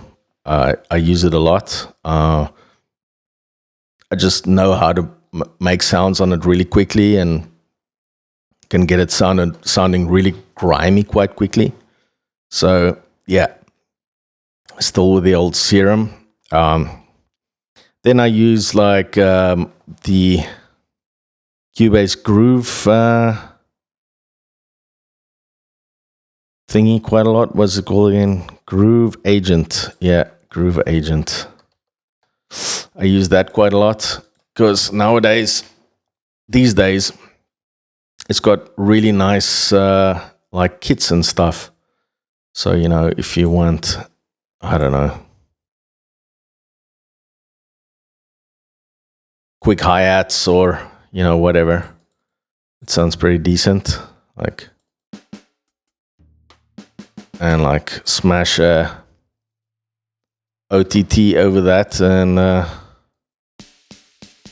you know, sounds way different. So you just got to process them, pitch them, and whatever. I use this quite a lot, and yeah, those are pretty much the two instruments I use most of the time, and then the sampler in Cubase from time to time. I use that. Okay, any tips on drum synthesis? Well, I can show you. I made this sample pack for the DNB Academy. So we can just quickly take a look at one of these drums I made. So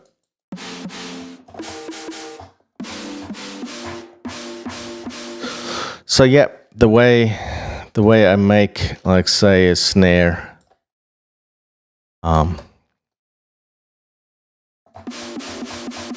is I have, you know, my main attacky part, which doesn't really sound like anything, but that is our, you know, main transient at B, and that is made just by having a little like pitch going down, and then I've got another envelope here as a amp envelope. You know, if you just click on envelope there, you can turn it into an envelope and not a LFO anymore. I tend to always use 2.9 hertz for my envelopes because, you know, if you've got it set to BPM and you want to use the patch at a lower tempo, then obviously the envelope's not going to be right anymore. So I've always got that fixed. And then I've got a tail sound. And you can hear I took out the attack part of the tail, and this was just I think maybe Addictive Drums. I do make a lot of sound, kind of these tail sounds from Addictive Drums, and then yeah, just layer it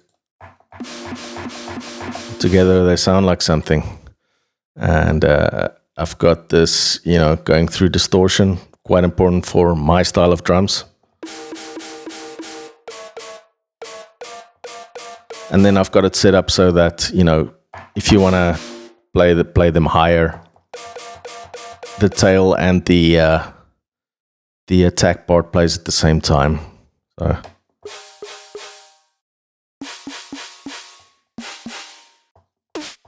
that's just the analog one.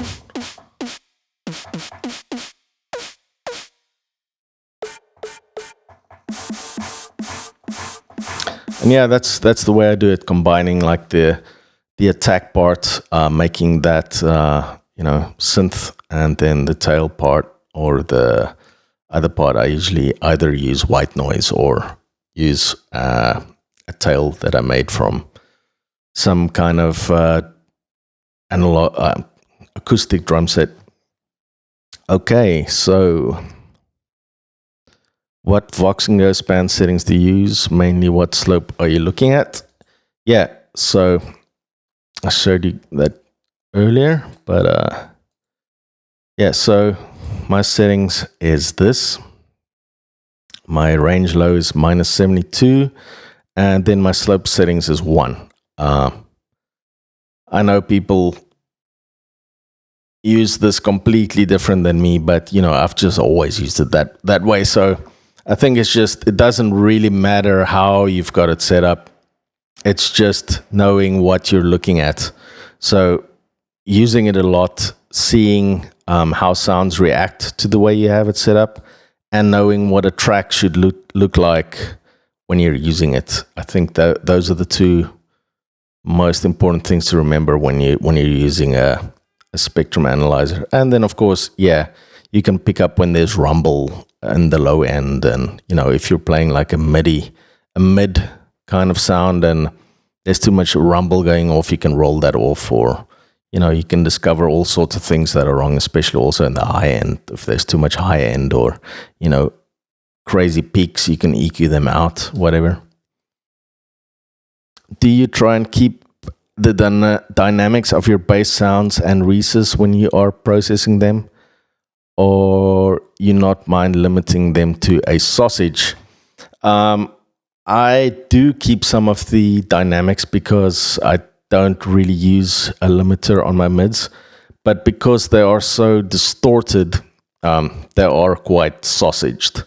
But it definitely is still some dynamic range left in there, to keep it interesting.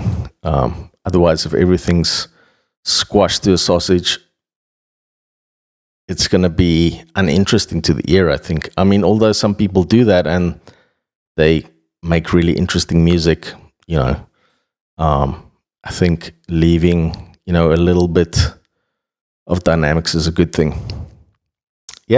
So that's it with the questions, and thank you so much for watching. And check out if you want the full masterclass that's coming on DNB Academy, where I basically make a track from start to finish, and I show you exactly like my latest technique, I would say, of making a track. This track is already, unfortunately, about a year or two old. But in the masterclass, we synthesize drums from the start. Everything is mostly done using synthesis, and a few samples here and there. So apart from that, I also have this preset pack coming out through DNB Academy. It has, I think, 100 sounds in it. Let's see here. There's like everything from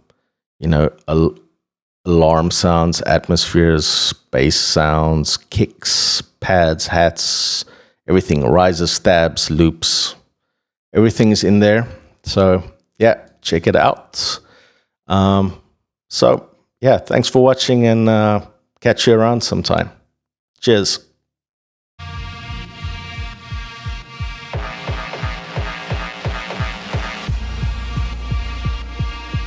Hi, I'm Justin from Counterstrike.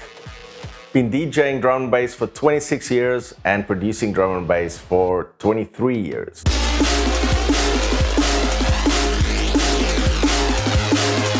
I'll take you through the process of how to make a drum and bass track from start to finish.